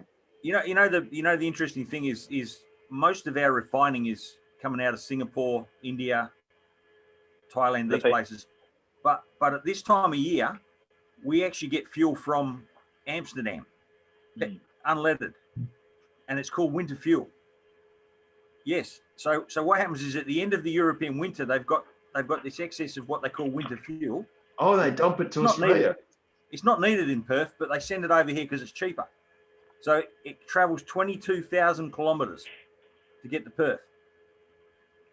Crazy, absolutely madness. I'm pretty sure I read somewhere that a third of the world's energy is used moving the other 2/3 around. That's about right. Yeah. Well, if you look at those oil platforms off Norway, and obviously big shout out to Norway who also watch this show. All millions of the Norwegians. They're doing the right thing. They're turning the petrodollars into basically EV incentives, but they transport the gas from their platforms to onshore on the undersea pipelines at supersonic speeds. Like it literally goes faster than the speed of sound. And I mean, the amount of energy required to pump it and push it that hard and that fast is going to be stupendous. Norway have turned out to be like the ultimate drug dealer. Sell the drugs to everyone else and then keep the money. Because the golden rule of drug dealing is never get high on your own supply. Yeah. And they literally have done that. Do you see the shipping maps of the Suez Canal where all the ships are sort of stopped? And it shows all the shipping around the world. It's phenomenal how many ships are on the ocean at one time. I'm guessing the ships are hitting the fan. Yeah. all those carriers, all those fuel carriers and cargo ships, their diesel engines are still running, or their bunker fuel, I should say. Yeah. They don't switch them off. Hey, Rob, I've found what we were looking for. In Australia, the relevant international benchmark for regular unleaded petrol is the price for refined petrol traded in the Asia Pacific region called Singapore MOGAS 95, MOGAS. Diesel is the price for refined diesel traded in, Singapore gas oil with 10 parts per million sulfur content. So that's the benchmark for diesel. And for LPG comes out of Saudi Arabia. Yeah, well, LPG is dead now. There are no new cars being sold into Australia that have LPG. There was only that Ford, wasn't it? Yep. Falcon. Yeah. Yes, and I had one, Eco LPI, and the brilliant thing about that for an ICE car is it had directly injected LPG. which for a fossil fuel car is ideal because you had pressurized liquid LPG or Yes. LPG going straight into the intake, which of course as it expands cools the whole charge, and it's perfect. It's a perfect way to do it. And that was actually done by Sarich. That was done by Sarich in Balcatta, and they designed the injectors and the system for Ford that implemented it in their eco LPI cars, which I had one of. I actually had two that were better because one was a Commodore and the other one was a Toyota Prado. That had just conversions. Well, yeah. Well, see, similar to how we were talking before, you know, with EVs, the great thing is you can just plug it in, it's your own juice and there's no price variability. I was actually looking into CNG, which is compressed natural gas, and you could buy, there were people selling a compressor. So you would use your Alinta gas from your house and put it into your car. And of course, there were no fuel excises or anything. And it was really cheap motoring, except you had to convert your car to CNG. So you had to have a high pressure, because again, CNG is always gaseous. It's never a liquid because you can't. That's compress. actually a genius idea, though. It was, and at the time I was tempted to modify a petrol car to it, but it was expensive. Sounds pretty safe. Oh, it's fine. 11 cents a litre. It would have been cheap. Yes, but then I got the perfect thing, which was, you know, I saw some car that had like this 17-inch iPad in the main part of the car, and it was also electric, and it did 0 to 105 seconds, and it was like, wow, that'll do. Is the Model X 17-inch, the screen? Yes. Model 3 is 15. 15.4. Right. Well, size does matter, so we'll give you that 0.4 of an inch. That's okay. I'll take it and run with it. Thank you. Is that that's diagonal, isn't it? I presume it must be diagonal. Yeah. No, the S and X was, because obviously they're no longer being made, but was 17-inch or thereabouts. And now it's 18-inch in the refresh, correct? Isn't it about an inch bigger? I don't know, to be honest. Because what is it in the Cybertruck? So that's 18-inch, I think. It was 17 or 18. I thought they were 17, but 17 or 8. Well, I think 17, and horizontal. Yeah. The landscape. Yeah, Cybertruck. And tilting. Not in the Cybertruck. It does in the S and X, the new S and X. So not in the Cybertruck. Yes. Yeah, still 17. All right. See you, Cohen. Have a good. Yes, you. Is Sunday picnic still on? Oh, yes. That. Oh, thank you, Carmen, for reminding us. Easter egg hunt. Me. It's on Sunday at 11 a.m. at the Kent Street Weir. So I will send an email out tomorrow. Which suburb is it in? What suburb is it in? The GPS. Wilson, isn't it? Yeah, Wilson or Cannington. It's called Creek, Canning River. No, it's not that. It's on an email that I've got. I'm just Street Weir.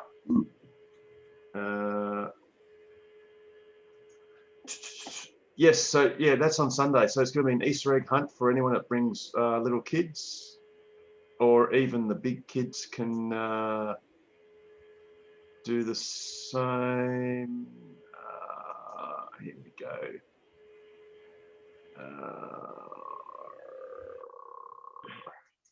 Okay, it is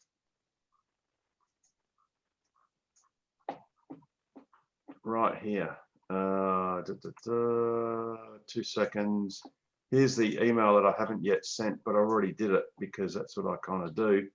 So it's Kent Street, Wilson. So it's the Kent Street Weir on Kent Street in Wilson. Cool. All right. Well, the car will know. Yes. Dear So Sandra, I it's, hope you guys have a great Easter. See you, Cohen. Have a safe trip back. yeah, and you too. Yes, Yeah, yes, yeah. I'm going tomorrow. Yeah. Safe travel. Fun. Bye-bye. Alrighty. See you, Cohen. Yeah. On that note, it's probably a good time at 10:40 with Tesla share price booming, dare I say, or is it not? Oh, And just to correct, it is a 17-inch screen in the new refresh as well as in the Cybertruck. So my bad. cool. there. Yep. Cool, It cool. does look quite small in the Cybertruck. That's because the Cybertruck's big. If I can just add one thing about our esteemed leader and Harold, of course, Techno King.